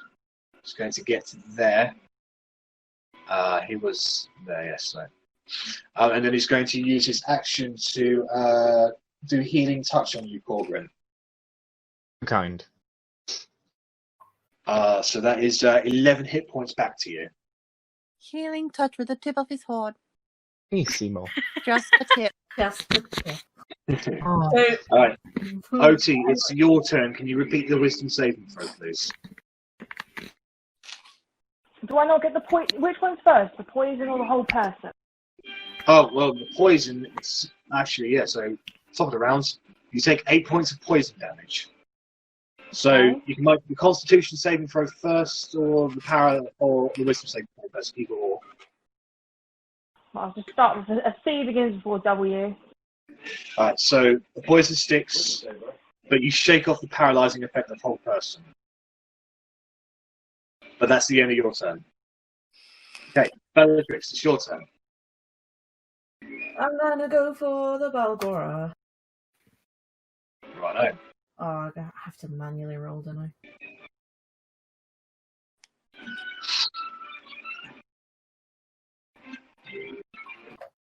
That's a hit, roll damage. Look, that. 12 points.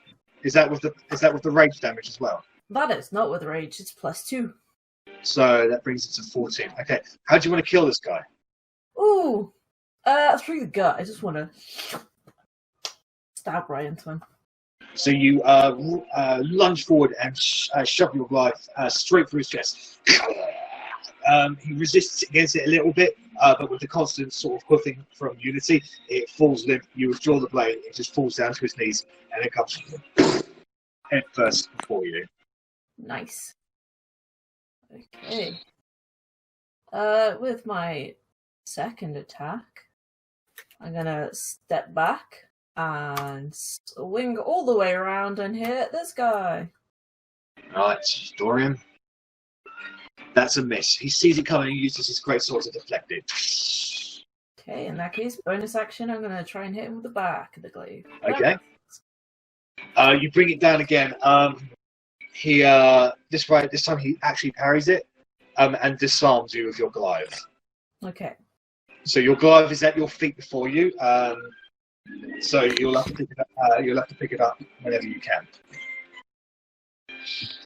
All right. So that's the end of your turn, I believe. Korgrin, it's your turn. Bonus action, second wind, please. Okay. So that's 1d10 plus your fighter level. Wow. So you can regain 3 hit points. Ugh.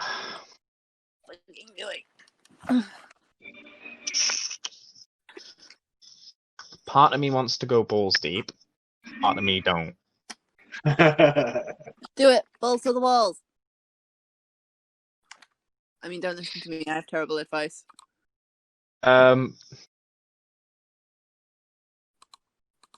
Spiritual weapon doesn't get attack of opportunity, does it? No, it doesn't. Fantastic. But the Bulgora does. That's fine. Bulgora can do what it wants. I would like to move down there. And ancestors are coming back out. Okay. I now have 0 level 3 spells. Fantastic. But yeah, spiritual guardians, and that's my turn. Right. Can you all see that radius, by the way? Yeah. Okay, so that's the end of your turn. At the end of your turn, Gonk is going to use a legendary action, and he is going to do this against Bellatrix.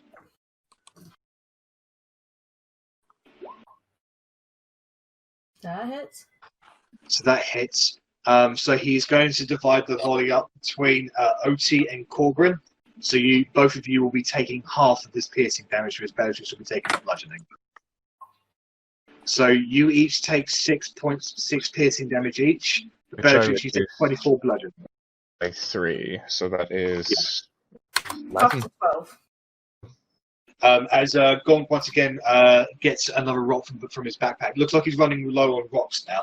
He chucks it at Bellatrix. Bellatrix gets crushed underneath it, but is able to hold steadfast due to her raging, whereas the arrows are fired and they hit Korgrin and Otti respectively.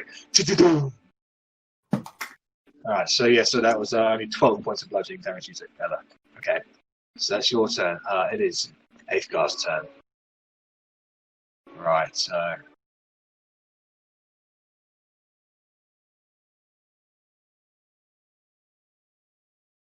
Okay. He is...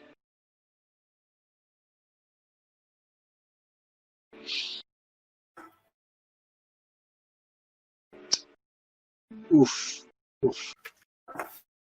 Right, he's going to cast a spell. On you. Okay, I'm just going to whisper it to Korgrin. Can hurt again, I get a feeling. We gonna be in food.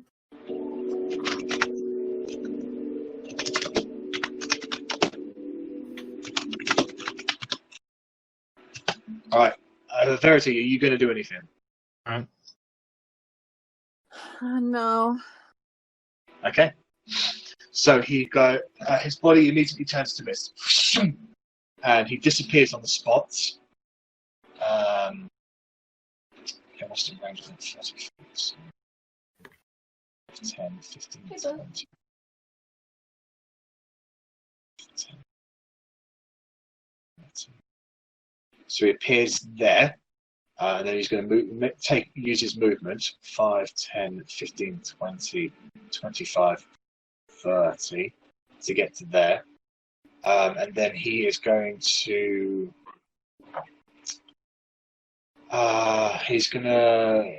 cast another spell at you, Verity. Of course. There, just a moment.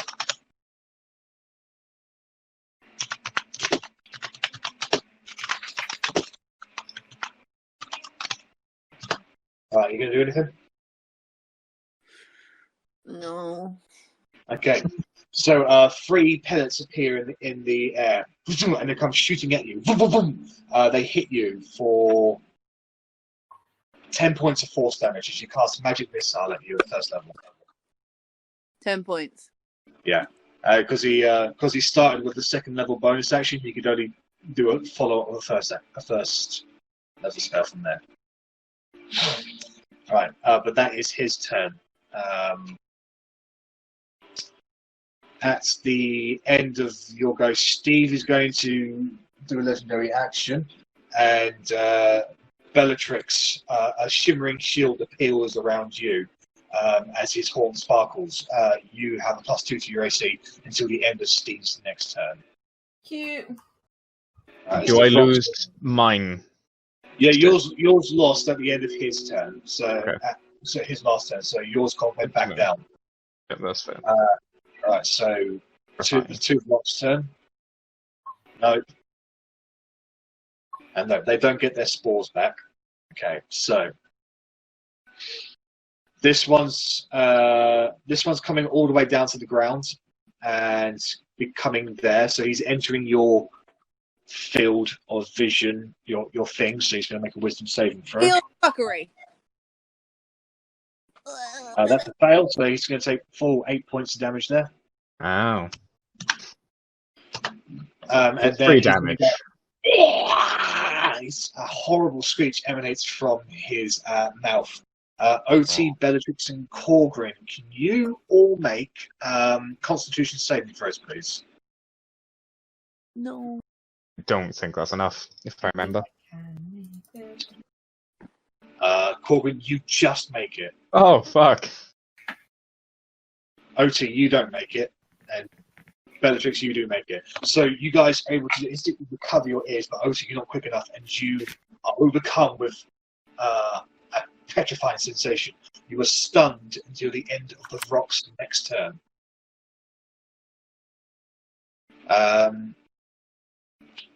This rock is on its feet. It's his movement speed on his feet. 40 feet, so it's not too bad. So 5, 10, 15. He's going to come there, and he's going Makes to sense. unleash a beacon and talon attack against you. So it's +6 to this. Fuck, used peck. Wasn't So very 10, effective. 12. So they both miss as you. Oh wait, no, you're prone, so that one's at advantage. So the first one is a miss. Second one is a hit. So the second one was his talons. So it's 2d10.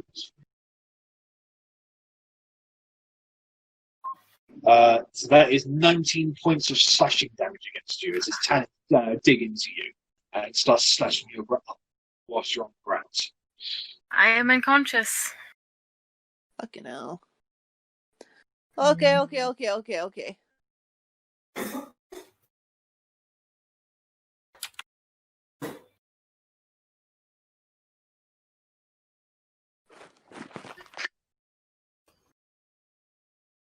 Don't know if anyone else can't hear him, but I can't hear him. Here. No, sorry, I can't hear. As he was talking.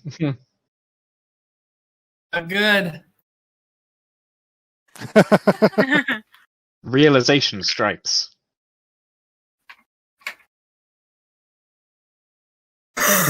Sorry about that. So at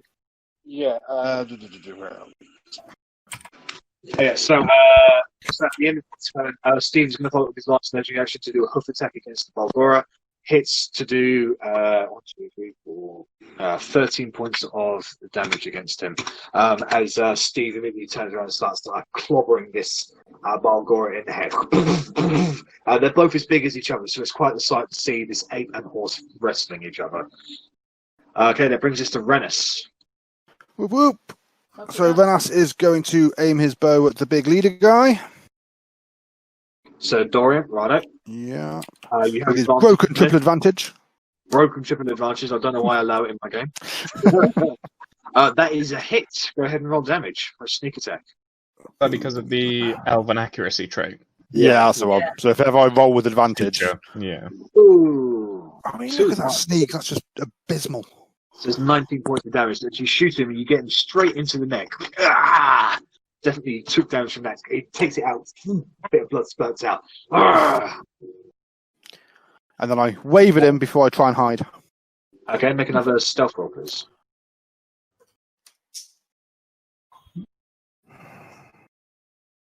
All right, so the Balgoras see you. And there's still two of them invisible knocking about somewhere. No, there was only dead. Oh, okay. Oh, I stand corrected. Oh, happy days. Then. Okay, well, hopefully. Okay, so Verity, it's your turn. Oh, okie dokie. Question.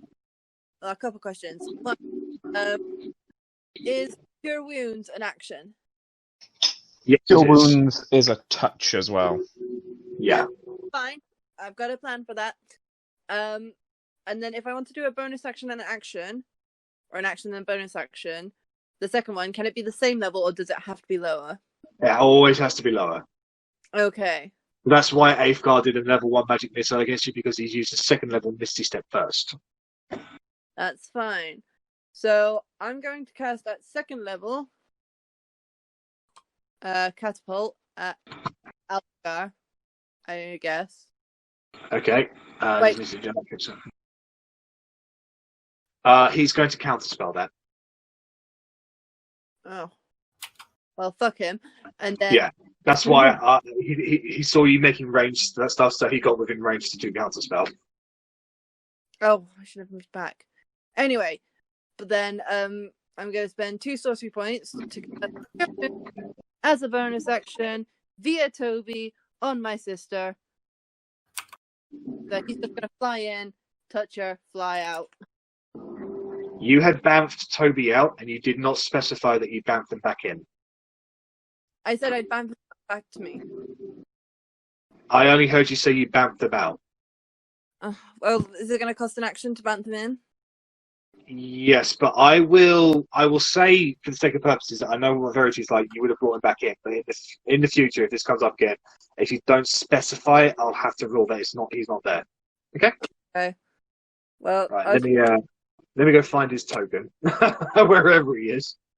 I'll have him fly in, touch her, cast Cure Wounds, and then fuck off. Where is he? Where are we? There we go.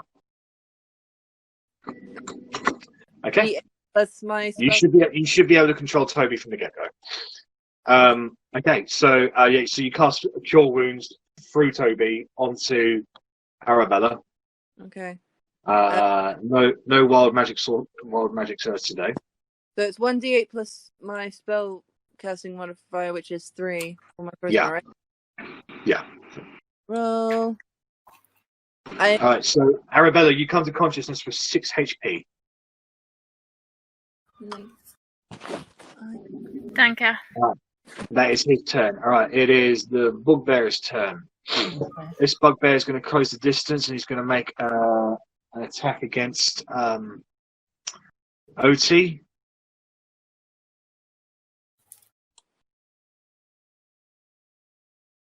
It's a 20 to hit you, Otti. What's your AC at the moment? Oh, and I was also going to move back a bit. Alright, it's 18. Okay, so that is a hit. So you take 2d8 plus.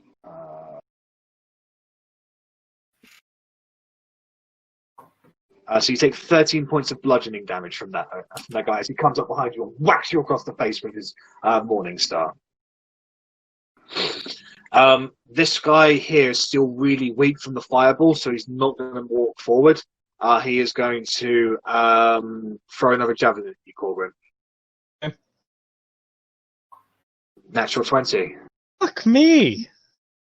Fuck you. I mean, he only does a D6 on this plus 2, so you might survive. Might. Oh, it's 14. -3. Guess what my current health is? 11. So it's 11. It's 11. Oh no, man. So Fine. with that, spiritual guardians fade. God darn to damn nabbit. Okay. With that, this guy's going to move in 5, 10, 15, 20. And he's going to make an attack against you, Korgrin, at advantage. Yeah. He brings the weapon down into you, but you can't. Your armor is just too good at the moment. Even when you're on the ground, it just bounces off the armor. Just goes. He's enjoying the challenge of just beating somebody down whilst they're out.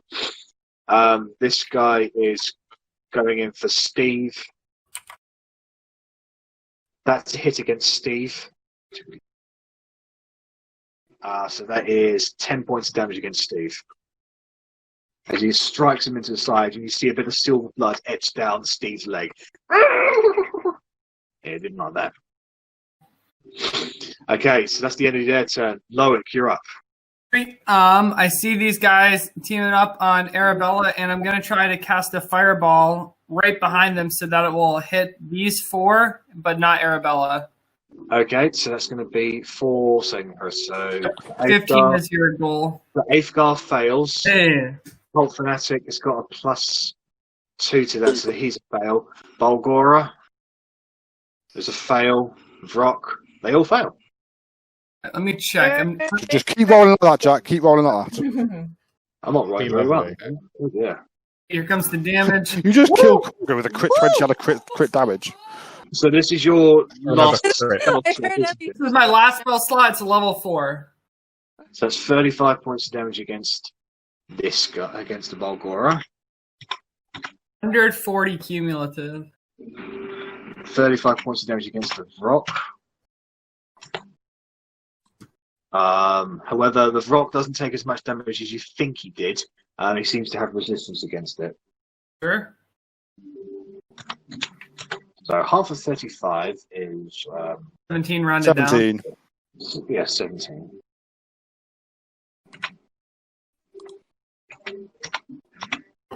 Burn, baby, burn. Watch your no burn. This guy fails. So yeah, this guy's actually killed outright from that. He's blown into smithereens. I get a temporary health equal to my charisma modifier, my level. I love that. I've got that on my warlock on my Thursday game. Solid. Especially when you're a glass cannon. And the smoke dissipates from the explosion, and Aethgar is there, and he's down on one knee. He looks fucked up. I'm gonna run up to help Arrabella. I'm just gonna scream, "God damn it! This would be a great time to go!" No, 10 minutes ago when you first said it would have been a great time to go, and I'm right with you again. Never falling for these NPCs talking us into combat again. It's Unity's turn. In this damn unicorn once the battle is over. Drink wine from its horn. So Unity is going to rush over to Korgrin and do his healing touch.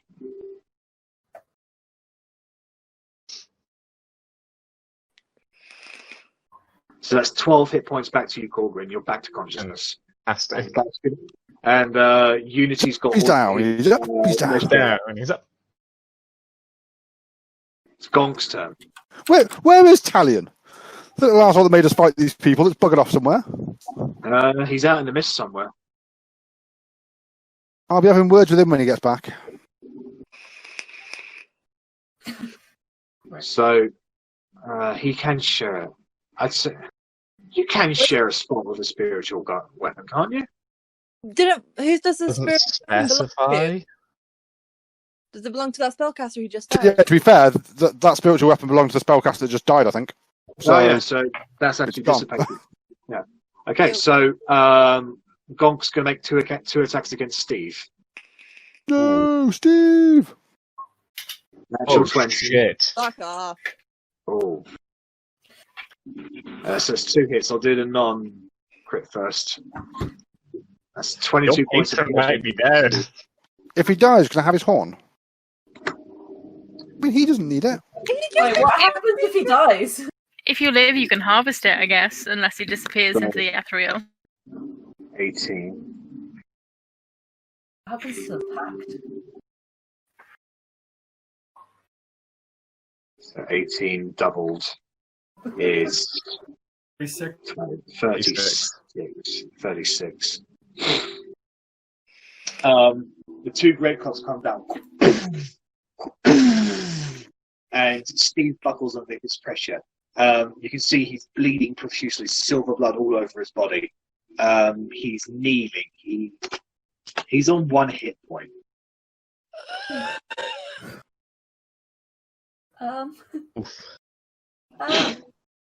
You guys are killing unicorns, you The must. scouts are going to take 2 shots against Loic.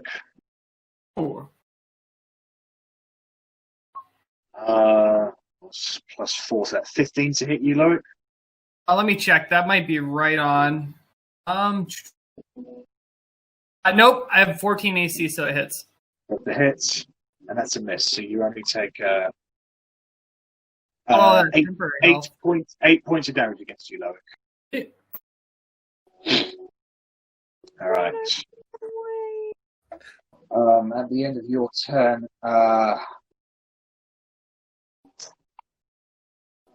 Unity is going to make a legendary action. He's going Heal to Steve! He's going to help Steve. He can't heal someone on legendary action except for himself. So he's going to use the shimmering shield around Steve, so his AC goes up by 2. Protect the unicorn! All right, it is Dorian's turn. Dorian is going to unleash 2 attacks, one at Otti and one at Bellatrix, as he's taken on both of you at once.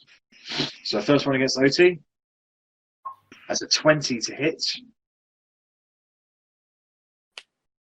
And then one attacks against Bellatrix. Natural 20. Stop with the nat 20s, Jack! That'll be I a hit. can't, man. I can't. I just have to. Well, at least let's have some. All right, so Otti, you will take 9 points of slashing damage. Bellatrix, you will take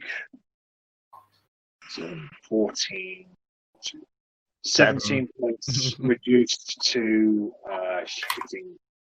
8 points of slashing damage. Okay. Okay. All right, do you guys want to go on for one more round? I like to. Up to you. Okay. All right, so at the end of that, Unity's going to use his last legendary action to make a hoof attack against the bugbear there. Oh, no, the bugbear sees it coming and just brings Unity's, gets behind Unity's body in a way that behind Steve's body in a way that if Unity brought his that, he would have attacked Steve instead, and he hesitated and stopped the attack mid-motion. Okay, Arrabella, it's your turn. Okay, so I'm going to bonus action. I forgot what it's called already. Second wind. Yep, so that's 1d10 plus your fighter level, which is only 1. Yep. Oh, I'm going to lucky that. Can I lucky 2. that? It's not a d20. It's not a d20. Okay, that's fine. I'll have 2 health points added onto what I have. And I'm going to attack my rock with my dagger. Okay. Actually, no, I'm going to go with, the staff that I have? Okay, sure. You can, attack Would that be a standard quarterstaff attack? Yes, it would be. Okay, so I'm going to 2-handed quarterstaff attack that. That is a miss. Because it's dueling, it's +2. Still a miss. 14 is a miss against the 14 rock. is a miss. Yeah. Okay. Can I still Horde Breaker? No, you missed. Okay, so I will try to go at it again with the same Okay. staff again. Oh. Plus 2. Plus 2 for that. So that makes it 16. That will hit him. Okay, so I'm going to attack him with my quarterstaff. And then, is it 1d6 because he's Hunter's marked? No, the Hunter's Mark failed, remember? How did the Hunter's mark fail? Because you fell unconscious. Oh, okay, no, that's fine. Ignore that then. So it's 6. So you hit him with a quarterstaff, and you do some damage, but not as much as you think you did. And then I will Horde Breaker against the monkey. Vulgar.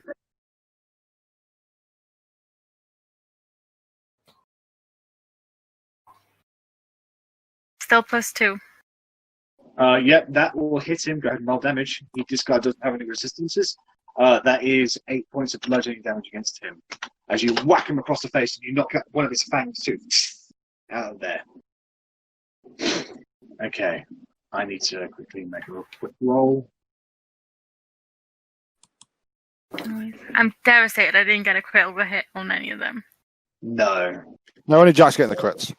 Oh, but you have no idea what would have happened if I got a critical hit. I don't know, that fireball is pretty spicy. I'm pretty happy with the way that one turned out. No, it did. Someone needs to be finishing off what's his face if we can. Alright, so that brings us to the Valgora's turn. Okie dokie.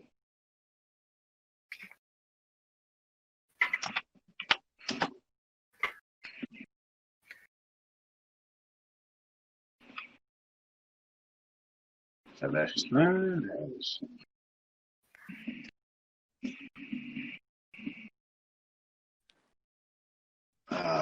Where is it? There it is. Alright. Bulgora. They are.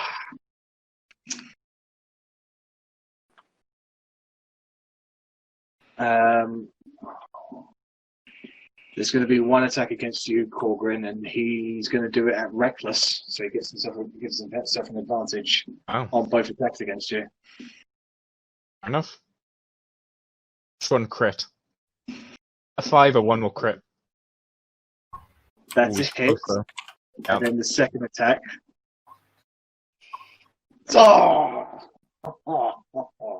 You could have done that first. But It's not a weapon, was it? So you wouldn't have dropped the weapon, so yeah, doesn't really matter. Sorry, he makes 3 attacks, so then the third attack's an advantage as well. Wow! Karma, finally helping us. Would you look at that? Well, we'll see how much damage the 18 does first. Oh, yeah, Still fair go one. down. Well, no, that one was with his bites, so it's 2d6. D6 still has the potential. That's 12 points of damage against you. -3, I am still alive. I'm still alive. On 3 health, but I'm still alive. This Balgora, seeing Loic come towards him, is going to shift his target over to him. Arrabella, you get the opportunity attack because he doesn't view you as a threat at the moment. Do I have to do it with my dagger, or can I do it with my bow as he leaps away? No, it has to be a melee attack. That's fine. You just laugh. I say that. Like you're my equipped dagger, I with mean that, my staff. but you- And wait, I this is this. failed so bad. There's going to be 3 attacks on you, Loic. First one, hits. Second one, miss. Third one, hits. So the first one is his bites, 2d6 plus 4. So it's 11 points of bludgeoning, piercing damage against you, Oh my goodness. followed by 1d. Great monk is trying to smash me. Followed by 9 points of bludgeoning damage. He bites into you, he gets into your shoulder, and then he punches you in the gut, almost knocking you prone, but you keep stick to your feet. And that's their turn. It is the Cult Fanatic's turn. He is going to...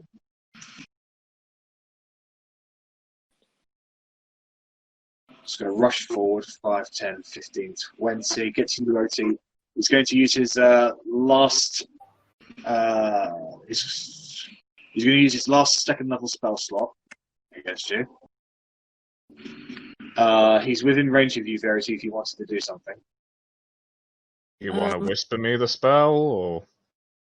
Well, she knows it's at second level, so she can choose to get rid of it or That's not. true. That's true.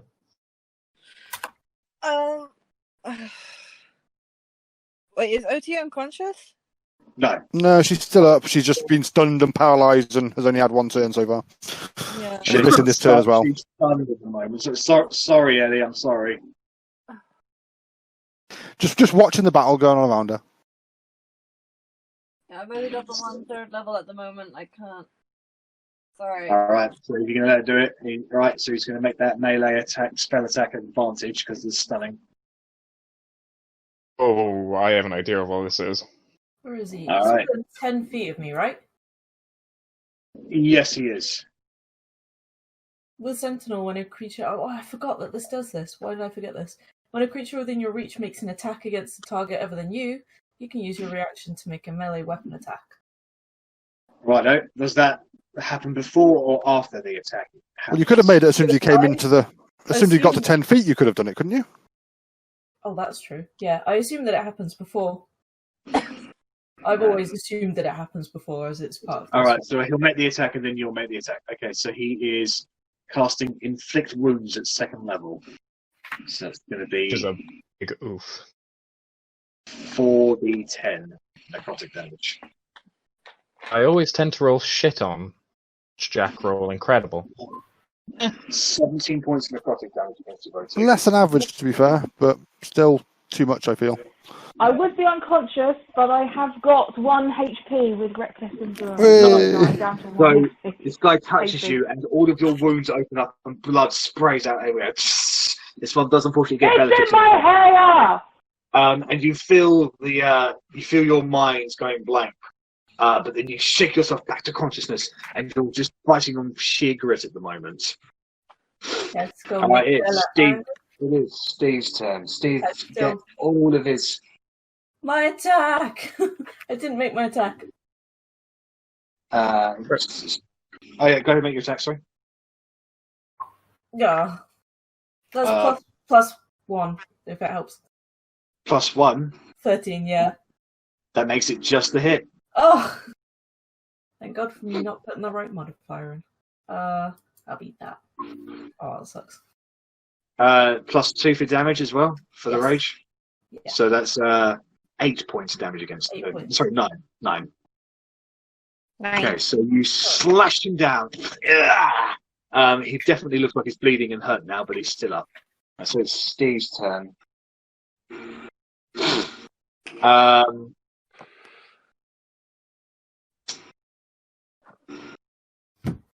Korgrin, are you a willing creature to Steve?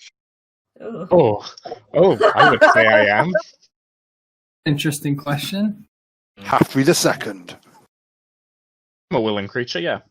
Alright, so Steve, sensing that he's in a lot of fucking trouble at the moment, he's going to take you and Unity, he's going to teleport the both of you out of harm's way. Interesting. Bastard. So, Cool. he can go anywhere within a mile, but I don't think you want to go a mile away. So he is just going to bring you over here beside Verity. With Unity as well. Oh. There you guys. So yeah, they just... I would wait. I can see you with my passive. Steve collapses down to his knees and just goes, I just need a second. Right. That's the end of his turn. Otti, it's your turn. You are stunned until the end of your turn. So you are no longer stunned. After being However, infected, you are should I still make a poisoned. constitution? Or like You take 1 point of poison damage, Otti. I'm still down though. I've been down. So Otti sways on the spot and falls unconscious. The poison dissipates when that happens. Alright, so Otti is down. Bellatrix, it's your turn. I'm going to... I can deal with Otti if you'd like. You'd know. I wouldn't know that. I've just been bamfed out of existence. Yeah, I don't know where you are. Where's Korgrin gone? The unicorns. Where's the cleric? I'm gonna kneel down and give Otti one of my common HP. Okay. Potions. Yeah, just remember, you guys got shit tons of healing potions, so. Oh, that is true. They're all in my bag, yeah. Well, everyone's got 2, or everyone did have 2. Yeah, or- I'm fairly certain you specified that you shared them all out. So. Yeah. Yeah, I've still got the bigger ones are in the bag. So don't forget, you've got. I did specify. I did make this fight based on the fact that you all had like loads of healing potions as well. So. A 2d4 for the common. 3, 4 plus 2. 2d4. Yeah, 2d4 plus 2. That's right. Yeah. Gets 5 HP. So, Otti, you come back with 5 HP. Just back to a concerned Bella. That's Don't your look at her action. eyes, they're like, this is a weird god. It's a very So that's your action, Bellatrix. Did you want to follow up with a bonus action if you have any? Let's see, what can I do as a bonus action? Because if you don't take any damage by the time you take your next turn, you lose your rage. I lose rage. I don't think I can take any bonus actions. That's fine. I'm sure someone will hit them. Ignore Alright, that, cool. please, everyone, because it I did didn't not fucking work. And I can't remove it from that fucking chat, and I'm fuming. I'm not going to do that now. So. Well, I would have said no, that didn't happen anyway, because I asked specifically everybody, what did you do before you go to sleep, and you did not No, say it's fine. safe. So I wouldn't have even allowed that anyway. No, and it didn't happen. There's going to be So- no one left alive to read your letters anyway. We're all going down. It's fine. Alien will find our corpses. It's fine. Okay, so Korgrin, it's your turn. Fantastic. We will take a step forward. We are now within 60 feet of Ilfgar. We are going to cast a first level guiding bolt. Depending on the roll, I may use my plus 10. So, good. He's gonna fucking counterspell, isn't he? I can't hear you. I don't know if anyone else can. No. I cannot.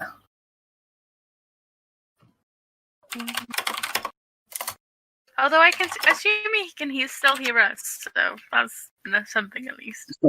Yeah, he counterspells it. He's on his last legs. He knows he won't survive, so he sees you casting the spell at him, and he just goes, "Not today!" And as you go to cast, it dissipates in your hand. Shit. It's a shit. Right. I agree with However, shit. someone could counterspell that. Out of slots. Oh! I could counterspell it. Oh, fuck it, I'll do it. I'll counterspell it. Alright. Counterspell. Well, he casts counterspell at 3rd level, so it just happens. Zoom! He just goes, oh, shit! How do you want to finish him? You don't even have to roll damage. He's got 1 HP. Fantastic. Fuck them up. I kind of want to do a little bit of a Mortal Kombat where it goes through the chest, but the heart is still there bumping, and he looks down at it, and then he goes, "Oh shit," and dies. So you go, boom, and you almost see the spell almost dissipate. But a kindly intervention from Verity, you go, no! You fire the arrow out while the guiding bolt goes, strikes him straight through the chest, straight through his back. Yeah, blows up in the cliffside behind him. He looks down at his open gore in the chest, falls down to his knees and just goes, that's not fair. That's not. Fantastic. Yeah. Question. But if I were to cast, so that was at 1st level. Obviously, I didn't specify Yeah. otherwise, but that was at 1st level. If I were to bonus action, It'd have to be a cantrip. If you're going to cast a spell, it'd be a cantrip. that's fair enough. I have no bonus actions then. Cool. So that's my turn. So it would have been Edgar's turn, but he has now been exploded. At the end of your turn, actually. I'd actually Steve, like to move another 5 feet away. No worries. Steve is going to make a legendary action. He's going to use all of his legendary actions to heal self. Is that the heal spell? Oh, no, I was going to say that. Would have been juicy. So Steve regains 10 hit points. So whilst he's looking rough, you can see that some of his wounds are already starting to close up. Unicorns, man, they heal shit. That's what they do. All right, it's the Vrok's turn. The Vrok is still confused as to what's happening. Will continue its attack against Arrabella. Alright. First attack. It's plus 6 on that, so that's the first hit. Just 2d6 plus 3 damage on that. I'm just So that's 10 unconscious. points of damage. So you go down. I am down. Okay. And then it will continue its attack with its talons with advantage.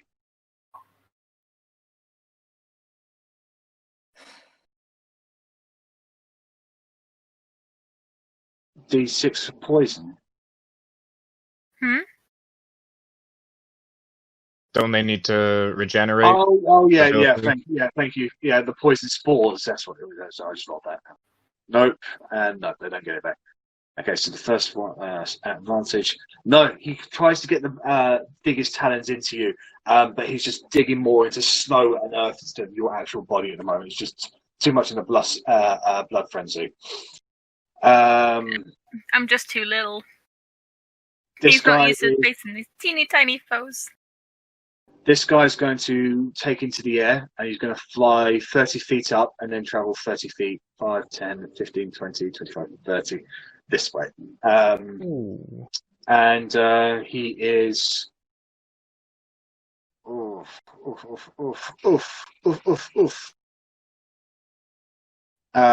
he is going to dash. That's what he is. He is going to fly.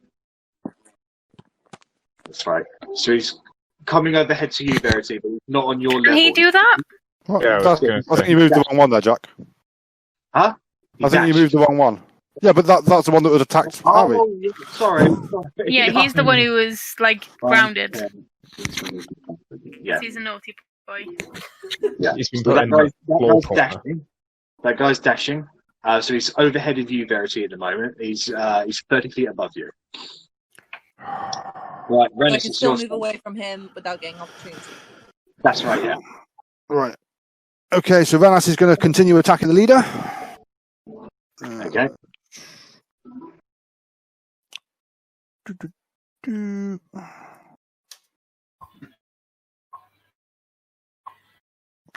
Oh, it's one of them hits. Like, fuck for that. On the... Assuming. He's 18? attacking Dorian. With an 18. Yes. That is just a hit. Fucking thank God for that. Play farmer, man. Do you think I wanted it? So fucking long. You could have bought it. I told you to buy it. I want my fucking unicorn armor. He takes another arrow. He takes the arrow out. He falters briefly, but he keeps his stance. He's looking pretty hurt now. And I hide. You are in full view. You are in full view of that rock, by the way. Yeah, fine. Not a lot I can do about that. But you were hidden from the rest of them. I see. In fact, saying that, I've still got movement actually, so I'm going to use my movement after hiding to run to there. Okay. Since he is aware that you ran there, he knows you're there. Okay. So, but the rest of them don't. Verity, it's your turn. Okay. So I'm going to. Okay. Going to this one. No, that's my arrow. This one. I'm going to guiding bolt up the butt. Oh. And Copying I me. failed that. That is just a hit. Ooh, I was going to say. Oof. Cool. Oh, wouldn't have been able to anyway. Never mind. So that's 13 points of radiance damage against him. As it strikes him into the side and blows off part of his torso. It takes a few steps and seizes its relentless attack on Arrabella that way. And then I'm going to, with my healing light ability, use 1d6 to heal my sister. Is that through Toby or? And it's healing light, so I just have to be within 60 feet. Oh, okay. So a light shines from Verity, and reinvigorates Arrabella. Her wounds close up, and she opens her eyes just briefly, just to see this light, and you are filled with a new invigoration, and you come to consciousness. Yeah, so they're gonna be like 1d6 this time. Yeah. 2. At the end of your turn, Gonk is going to use a legendary action. I was going to move first. Yeah, go ahead and move. Everything's trying to kill me. What's the D20 for? Wild magic. Guiding Wild bolt, magic. Would that count for a warlock spell?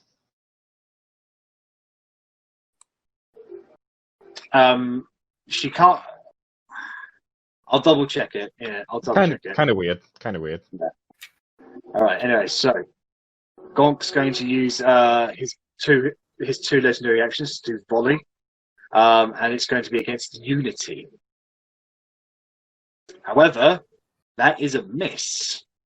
He throws it, vroom, vroom, vroom, vroom, and it just goes a bit too far, and it crashes into the cliff's edge behind him. The arrows do not find their marks that way. Okay, it's the bugbear's turn. Right. So, Otti, are you down at the moment? No, she's got hit points. Right. So this guy's going to continue his attack against you. I'm gonna go back down. It's 18 to hit you. Hey, did Loic take his turn? Loic's an 8. I'm after the bugbears.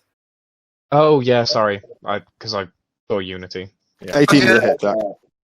That's 2. All right, so it's 2d8. And she's down.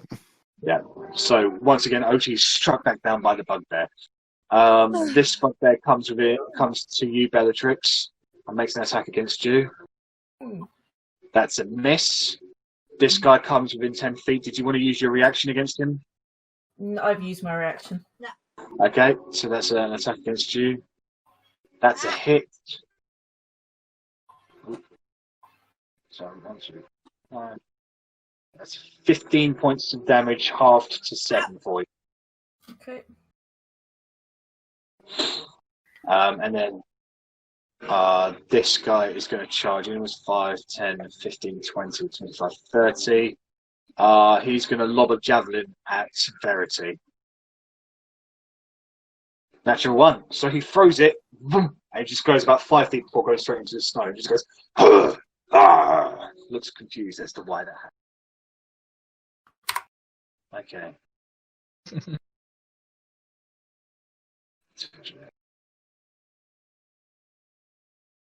All right. On next turn. Just need to know.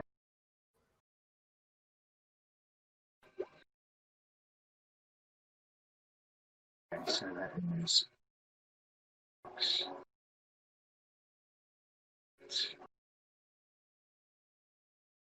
Sorry, I'm just double checking something.